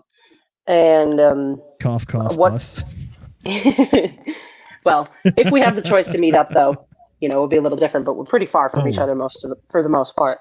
Oh, we're going to out of all of the degens, we have 2 people who are in the same state, and that's it. Everybody else is God knows where. But what I was getting at here is, I think a lot of this, what they're talking about here, if you look at the wheel, embarrassing myself. Not knowing what to say or how to interact, saying the wrong thing. These are all elements of basically, I would probably call it poor mental health systems. Being able to, I'm trying to find the word, management. Maybe that's the word. Yeah, I think that's a good word for it. A lot of people in this next generation, and millennials are part of this too, have had a pretty significant relationship, and not necessarily in a positive way, with how mental health kind of works. There's a lot of it that's been just really hard for people in these last few generations. So socializing online has taken over because it's a lot easier. You don't have to be a face. You don't have to put a face to the person other than whatever you want to present. They don't have to see you physically at any point in time unless you decide to do that. And a lot of people don't. They don't make that decision. They keep it separate, and they only ever do that with people that they really deeply trust.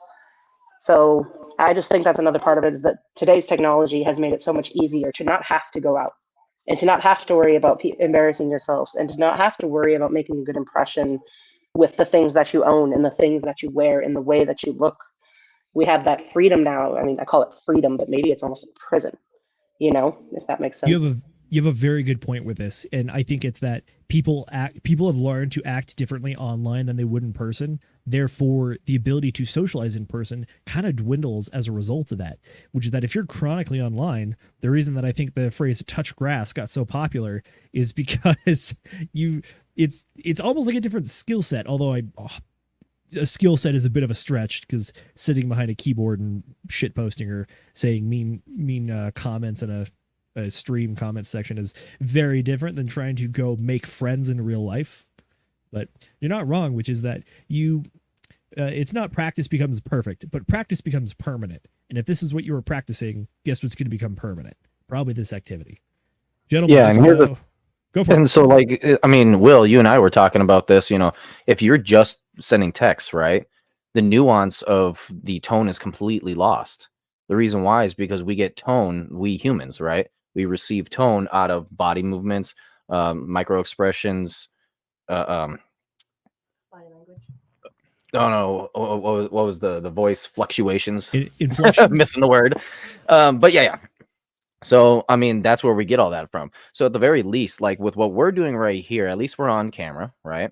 And we can kind of get a flow for each other, right? Mhm. Well, now, would that be a little bit different if we were like standing right next to each other? Probably, right? But at least this is like a good spot to start, right? Because we can kind of get to understand each other's personalities, right? What I think is going on is nobody's even doing anything like this. It's like, hey, let's FaceTime. And people are like, nah, I'm okay with just texting, right? And so that's the only thing you're ever getting. And so you build up this picture of who is on the other side over there, what their personality is like based on text. And that's it. Not a good mechanism of communication. And that's how the DGen Roundtable started. You're like, but we weren't a podcast when we first started. We were just 10 dudes that got together or something like that. There was probably a couple less, but we were just all on a Telegram call one day because we were just hanging out and talking about shitcoins. And we're like, hey, like, why don't we record this? Because we said a lot of good information. And then, hey, why don't we do it live on YouTube? Because fuck it, why not? And then like people started watching us. It's like, oh well, I guess we're entertaining or we're fun. And it's like you guys can hang, like this is one of the things that I think is interesting about I guess for streamers, is like we have a relationship with each other because we can see each other, we can communicate back and forth with each other, and our audience has like a relationship with us, and we kind of have a little bit of a relationship with our audience because like we can respond to your guys' chats, and we can see in the telegrams and stuff, and occasionally like you guys will pop up on stream and hang out and stuff. But it's like we're building this is like a legit friend group, and we're all hanging out together, just coming and chilling and drinking coffees on the stream and talking about our feelings and talking about cool books and just like hanging out and shooting the shit. And like I don't know, it's a cool new way that we're fighting the system, getting back at the matrix and hanging out and everything. And I fucking love it. I think it's beautiful. That was all my thoughts. I just wanted to tee off of that. No, it is a beautiful thing. Teamwork is awesome. I think we have a great thing going here, and I'm not trying to speak for the whole team, but I think we at the channel really hope that we make a good community, that people feel invited and welcome to come talk, hang out, chat, bounce good ideas, get good feedback. That's the kind of the corporate culture, if you will, that we're trying to foster here. I know we've been ragging on modern interpretations of how to do things. However, I think there is a guy in this panel that might know how to leverage social media and 21st century technologies to run a better social life. So, Sam, any insights on that? Are you asking me how I can leverage my Instagram videos of girls dancing to make me seem like a guy who's calibrated that girls like to be around? Is that what you're asking me? I wasn't specifically going to say that, but I will say this. One of my favorite things that I got to do in Vegas was the day that you and I ran around taking photos together, trying to get some social media stuff. That was a blast. And like, we were just kind of running around trying to like capture a picture, and like it took like 10-15 minutes at certain locations. And it was like, this is working together with someone to try to do something cool. And the whole time we're having fun, laughing and swapping stories. And it's just like, you had a really good take on this, which is that if you want to build friendship, try to add value to other people's lives. Yes. And one of the best thing, and I learned this from Sam, one of the best things that you can do to add value to someone's life is by videoing them doing something cool, especially if you can catch them doing something candid that's interesting. So like one of the things that Sam and I would do a lot for each other, just as an example, when we were doing tower stuff, if I happened to be like hooked into the tower somewhere, contorting my body in some sort of like funny or flattering or like cool, like there was like sun reflecting off of a piece of steel just the right way or whatever, like he would take a picture of me and then like send it to me later in the day, or like I would do the same for him, vice versa, or we'd be rolling around like getting cool pictures and shit. That's one of the easiest ways that you can generate just like goodwill with other people, like especially like people that you respect or that you look up to, or that you want to like build some sort of relationship with, whether it's like another homeboy who's got some cool ass information or does like awesome things in life. You could just film him, like surreptitiously film him doing something, and like don't be a dick about it, and then be like, yo bro, I got this cool ass video of you doing this, that, and the other thing. Like you use this for content creation, you can use this for brand building, you could use this for whatever. But like people like to see themselves, right? Like we're all vain at the end of the day. Like what was that, we were talking about that book where they put the mirror in the elevators just because people liked looking at themselves, and it made them forget about why the elevator was slow. It's just like that's one of the easiest ways that you can generate value with somebody is to film them doing some cool shit, because most people are filming other things all the time. They don't like, people don't have footage of themselves doing awesome stuff. And so like if you happen to catch some like if like I'm going shooting with the bros, like and somebody's about to like try out a gun they've never shot before, I'll be like, yo bro, give me your phone real quick, and I'm gonna get some cool shots of you like doing so. And I'm not a professional photographer, but it's proof that something happened. And so that's just a super easy way that you could build bonds with people, and that you can just upfront generate value. And this works for girls in the clubs too. You have to be a little bit more calibrated, and there's a lot more that goes into that. But like just filming people doing stuff and then giving them, like filming them for the sake of them, not for you, right? So you want to film people for their own uses and for their stuff like that. So I don't want to go too far down the line, but You're good. That was excellent. Add a little bit of information to that. If that all seems super vain and fake to you, remember this: even if people don't want to take this content and throw it on social media or look at themselves or whatever, like you can apply this principle to even like the most like traditional old-fashioned like stuff, right? If some person's like, you got to be careful, like you don't just want to go around taking pictures of people's children, right? But basically, like if you've got a friend, right, and you're at the friend's house, and like you're all having fun with like their kid or whatever, and like the kid's doing something super freaking cute or whatever, like get a video of that and then just like immediately give it to them. And like it's the same thing. People love the content. People love these memories, like all of these things. Just a little hack. That's all. Don't go around taking photos of people's children. You heard it here from Sam. Don't take photos of children. Be calibrated. That there's an appropriate time for everything. Go ahead, take us away. I had one comment from Nate. Sounds like you have an excellent thought to close us out on the friendship and the socialization piece. We are going to try to talk about crypto real quick. I know we're coming up on the 2-hour mark, but we'll try to keep it going. Nate, what you got? Yeah, one thing that really stood out for me in this book was when Clarey started talking about how he put it in a really weird way, but about how you want to enjoy people before they're gone in life. And he puts it in the manner of like, oh, you're sitting there depressed after someone dies because you're coming to the realization that you'll never be able to interact with that person ever again. But at least you got your BMW to drive around. And it really puts into perspective about overworking yourself, which has quite frankly been me. I want to when instead, I should probably be treasuring maybe my son a little bit more, right? Or other individuals that I have not talked to in quite a while. It puts another perspective, especially the older ones, So yeah, it's definitely something that really made me stop and think and go, maybe I should be making some visits here soon enough. Makes sense to me. I Go got for a it. little bit on that. So, something everyone needs to keep in mind. Your grandparents only live for about 20, maybe 30 years of your life. So keep that in mind. Your parents are going to be around for 50, maybe 60 years of your life. Your kids are only going to be around, and like so, it's like think about the generations. The higher the generation is, the less time you have with them in your life. Like whether I like it or not, my grandparents are nearing the age where they're approaching like passing away and moving on and stuff. So like it behooves me to spend as much time with them as possible because their time is limited. And then like second after that is like my parents, and this is just regarding families and stuff. So remember that like everyone that's in your life has a certain number of days that are left over, and that's like the maximum amount of time that you can spend with them. So just that was all that I had on that.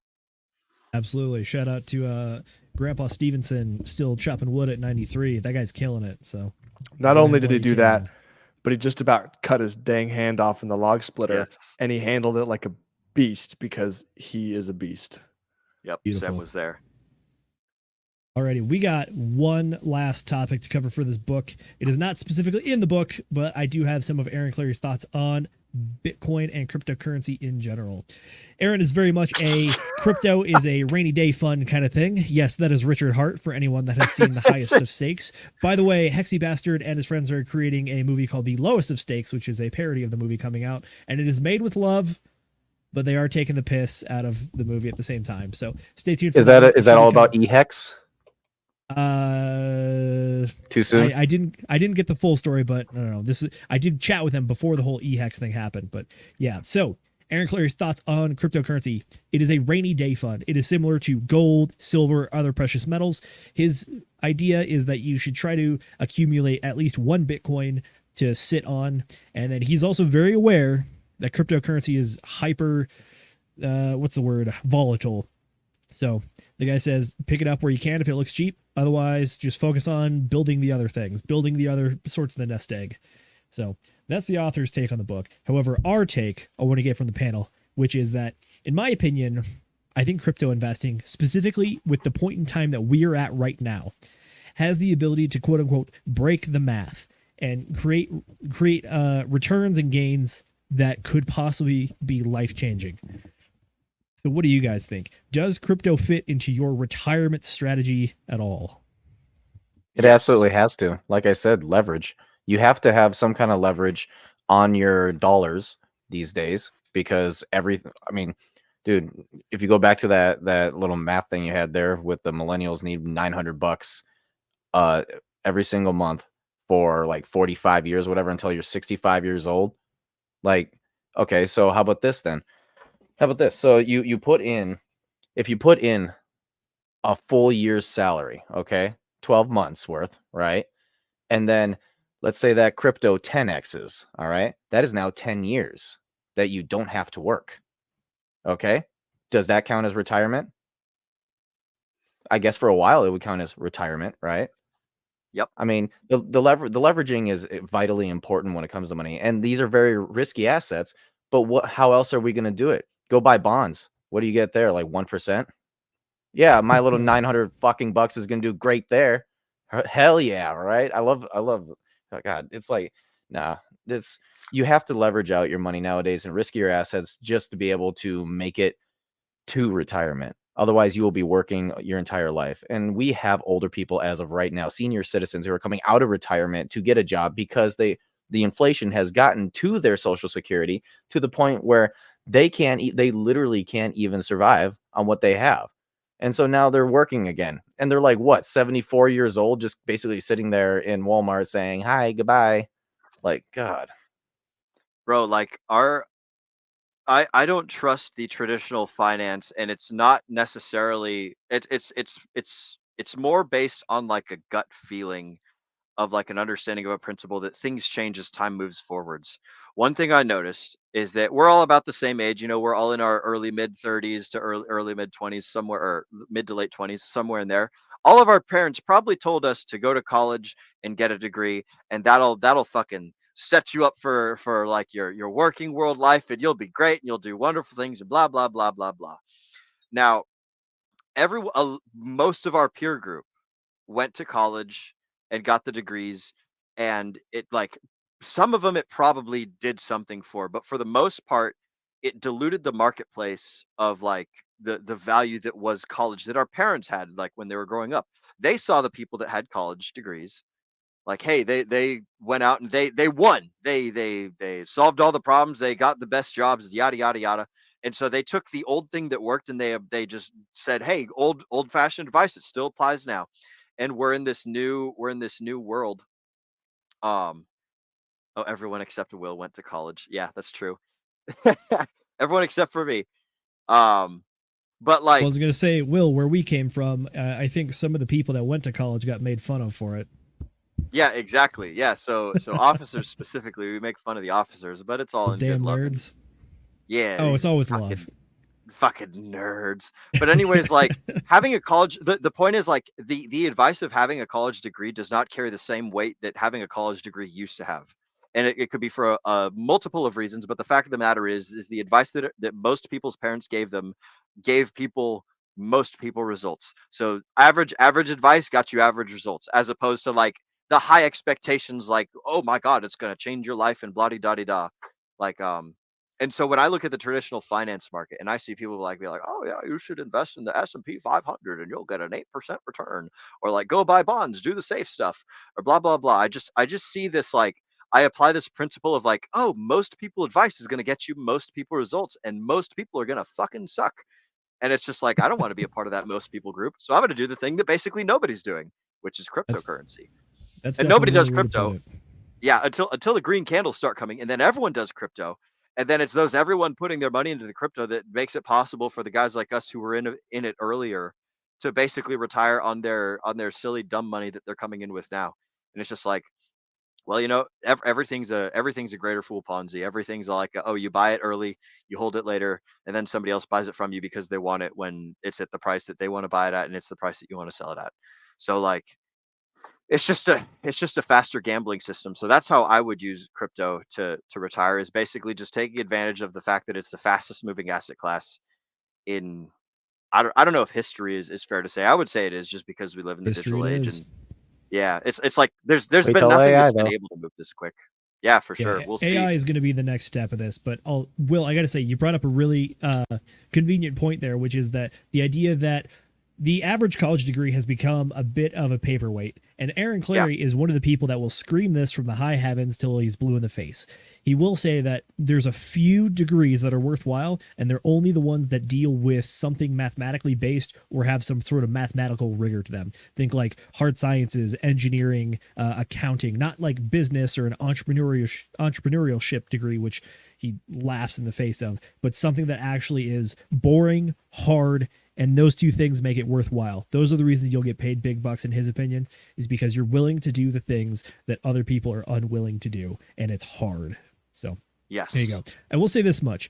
As far as cryptocurrency and the retirement thing goes, this is kind of a general principle that I try to apply with my strategy, which is, I'm young, well, ish compared to Sam. He could probably call me a boomer. I'm 29. But that means that in my point in life, I need to be more risk seeking. I have the ability to bounce back from losses if they should happen.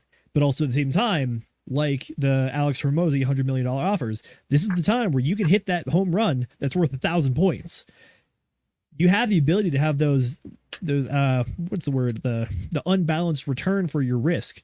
And I think cryptocurrency is one of the ways to do that, and in line with a lot of the other financial wisdom that we've kind of examined through the book club, which is that if you can figure out one thing, go in on it. Diversification is great if you don't know what you're doing, but if you know what you're doing, there's no reason to diversify. We are doing a ton of research here. We try to talk as much as we can. That's why we talk to each other as much as we try to talk to an audience, because we think that we can all bounce ideas off each other, not just us, but also the audience. We have learned so much from the people that come on here. Like, shoot, every time I talk to Access or get a chance to talk to him on stream or off stream, I feel like I learned something new. The other day when we had that stream on Wednesday, he showed me the chart of Bitcoin versus the US dollar M1 money supply. That was like a light bulb moment for me. That was oh, now I can really see and explain and show people why cryptocurrency compared to fiat currency is a decent hedge for value and also growth. That's one of those tools where it's like, I saw it, can't unsee it, love it. But yeah, cryptocurrency, in my opinion, is a way to get the snowball going. That snowball is the thing that you're hoping to retire on. It doesn't have to be in a 401k account, but it just does have to exist. Speaking of which, we have one of our favorite viewers in the chat, Tam Tam. Great to see you this evening. We hope you are doing well. So, gentlemen, any and Mrs. Producer, any thoughts on cryptocurrency fitting into the retirement portfolio? Quattro Yes, Cinco? the perfect place, the perfect thing you're going to want to do as far as like retirement goes with cryptocurrencies are going to be stables. Think about it. So, I mean, it's technically like, hey, you got dollars, right? And then you put it into the stock market and then you get what, like 3% on your returns? Like yield? Okay, cool, whatever, bro. But what happens if you do like stable pools and you're averaging around a whole bunch of different pools, kind of right around 10 to 20%? Yep. Not bad. Not bad.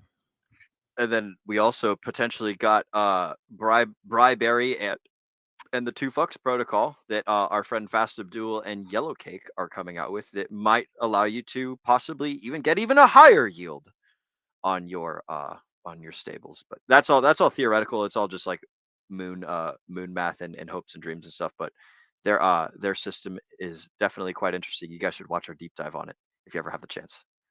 My little plug there for them. By the way, shout out to the Quattro Cinco tattoo there. The crypto, this is something we talk about a lot as well, which is that 99% of cryptocurrencies are shitcoins and have a very, very high likelihood and deserve to go to zero.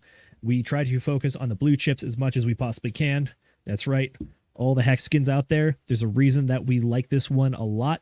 It's because it is one of the few things that has an excellent use case and actually tries to teach you long-lasting values, aka delaying gratification. So I know we have our ups and downs, and right now it feels like we're in a bit of a moment of turmoil. However, at the same time, I do feel like I've seen a lot of the Hexagon community coming together in this moment, talking about E-Hex and P-Hex and all the Richard Hart stuff.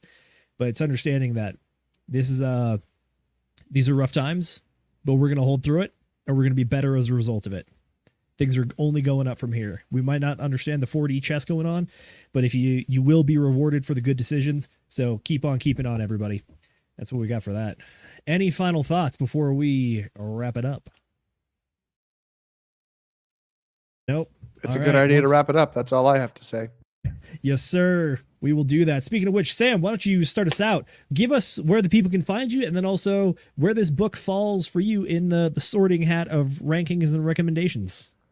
I definitely think it's a good read. I think people should read all of the books that Aaron Clarey has written. They all follow a pretty general theme, and they're a great baseline. If you are just getting on the journey of trying to fix your wealth, fix your money, you should read it.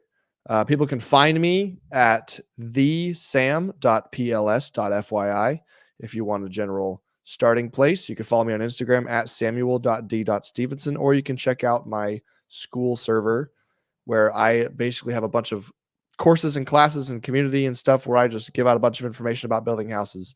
My goal is to get a bunch of people out there educated and understanding what goes into home construction, so that one, they can either build something, or two, they can understand who's building something for them. Like, everybody here lives in a house. Somebody built it. You ought to know what it's going to be like. You're probably going to have to maintain it. You should just know something about it. So check it out. It's all free. www.skool.com/BFB success. I'll drop a link in the thing unless my brother gets to it first. But either way, that's where you can find me. Go get it. Love it. Thanks for coming on, brother. All right, we're gonna pass it over to Will. Can you give us the Will Stevenson book review and then do your links thing? Yeah, so my book review, the book's good as a foundational like set of information for people who don't know anything. I would like to think that our audience knows quite a bit of some things. And if you guys don't, then check this book out. And hell, even if you do know a whole bunch of some things, check this book out just so that way it can re-solidify all those important facts and features about retirement and just the mindsets that need honing, sharpening, and reminding. You guys can find me at linktree/Will Stevenson. I will go ahead and drop that link in the chat. Sam, oh, there we go. Sam's got the chat. Excellent. You guys can find me at linktree/Will Stevenson. You can also find the Telegram for this book club at the little description that is right underneath my little name thing here when it comes. Yeah, t.me/DGen book club. That is our Telegram. That's where you guys can go to see our anthology of everything that we have created, as far as like the books that we have reviewed, the future books that we're thinking about. You guys can write little suggestions. I've made an announcements page. I've made like a general chat. I've made chats for each single one of the books that we've covered. So if you guys want to talk about all your ideas about like or your thoughts on each book, like we can this book club doesn't have to stay discussed right here on stream. We can take the discussion over into the Telegram chats and we can do some talking over there. So I am typing it out to drop in the chat right now. It's really difficult to to type and because I didn't have that copy pasted or anything. It's really difficult to talk and type at the same time, but I figured it out. Well done. Other than that, you guys can find all of us over at the DGen Roundtable community chat, which is bit.ly/degenerate_roundtable. You can either click that QR code right there, or you can do the camera thing. I don't know how to yeah, you just do the camera thing, right? Or you can go up to your uniform resource locator up at the top of your web page, and in the URL you can type in bit.ly/degenerate_roundtable, and that will take you right over to our community chat. Or you can click the link in the description below. That's where you can find all of our socials, except for Sam. I think we might we've already linked those in the scrolling chats, but yeah, that's what's going on. Next week, I believe, is my book club, if I am not mistaken. And then you've got the following week, right, Zenith? Yes, sir. So- That is the game plan. Do you have a book picked out? Yes. So we're going to be covering Sci-Vive Chapter 1 for next week. And I'm like, basically, you guys can count on every single book club that I'm doing to be a Sci-Vive bit until we cover the entire Sci-Vive book. So the way that Zenith and I work it out right now is Zenith gets 1 week, then I get 1 week. If at any point in time the other book club panelists wish to do books of their own and host their own thing, then like we will adjust as our course as necessary. But that's the tentative plan as of right now. So next week you guys can look forward to Chapter 1 of Sci-Vive. It's super easy to listen to. Wild SJ did a fantastic job reading. There's also the PDF. You guys can go to t.me/SCIVIVE Sci-Vive, Life Through Science. But yeah, that's what we're going to be covering next week. And then also, I'm going to be hosting this Sunday's DGen Roundtable, and we're going to be interviewing Zenith. Nate and I are going to be interviewing the fellows over at the DGen Protocol. No affiliation whatsoever, but those guys are some cool as fuck bros. You got Crypto Black Sheep, you got Dev Donnie D. I think that Yeti's over there. I'm pretty sure. I'm not exactly sure who from their team is going to be joining us on the panel. I'm pretty sure that it's at least going to be Crypto Black Sheep, and also Donnie Dev, or Dev Donnie. But you guys can check them out. They stream every single day at 4:20 Pacific Standard Time. So that's 6:20 Central or 7:20 Eastern. And they stream every single day for about 20 minutes or so over on Crypto Black Sheep's channel. So go check out their Telegram. Those guys are fucking awesome. They've made some really cool products. So you guys are gonna get to if you tune in for our Sunday show, you're gonna get to hear a little bit about their NFT projects, about their goat feeder, about their upcoming Titan X fork that they're making for Pulse Chain. That's gonna be called the Goat X. Oh, it's so fantastic. Everything that they're doing over there. They give away lottery tickets on their stream. It's all sorts of it's super fun, man. Those DGen guys are fucking great, and I'm super excited for this collaboration that we're gonna do with them. But yeah, that's what's going on for me, for everything. Join the channel, like, share, subscribe, bitch, moan, complain, do all that great stuff. and ascend in life. Who's next on the chopping block? Is it Mrs. We're going to Spaghetti pass it or- over to Mrs. Producer. Do you have anything you would like to Yes. plug? Nope. Other than I do have a Facebook account now, so I'll probably put that in the description at some point, but it's not there yet. So that happened. I'm going to use it for anything DJ Roundtable. I haven't really started with it yet, so not too much really exciting there. Other than that, I wanted to say this book, for me, definitely worth a read. I didn't see anything fantastically like new necessarily. Like Will said, I think we're all kind of smart enough to have pretty much figured most of the stuff in this particular manuscript out already, and our audience is probably in the same boat. Hopefully, if you're not, get in the Telegram, get in a consultation with one of these guys, figure it out, because get up there, get into this crypto before it's too late. And that was the other last thing I wanted to add, that crypto is the retirement plan for us. That's about it. We don't really have anything outside of it. I don't think we're going to need anything outside of it either. So, yeah. Fair enough. Love to hear it. All right, Mr. Co-host, what you got? What's your review of the book, and where can the people find you? Yeah, the waifu is 100% correct. I've delved deep into crypto to the point where I can go ahead and say, yes, this is actually the retirement plan, and it's not as risky as you might think it would be. Because hey, I've learned how to kind of dodge and weave, if so to say, right? So yeah, it's definitely my retirement plan. I can help you out. I am doing consultations as of currently. It's just about every single day at this point. I got another one for early morning Sundays just popped up. And yeah, guys, if you are starting to fall behind here, you do not want the rocket to blast off without you on board. Even if you're onboarding up to the top, at least you're on the rocket, right? So I can help you out with that. What you're looking for is more so kind of like still cheap type of coins. But yeah, just go ahead, hit up my my link tree, and then you can go ahead and find me on Telegram there. And yeah, just hit me up and we'll get moving on it. Z, take us out. I will for sure. So, very, very small nitpick, but there's a weird font in this book. So for as short as it is, it's a little hard to read in my opinion on that. But at the same time, the audiobook is 2 hours and like 5 minutes. So I definitely recommend that, especially considering you can pick it up on Audible for like $4 and some change.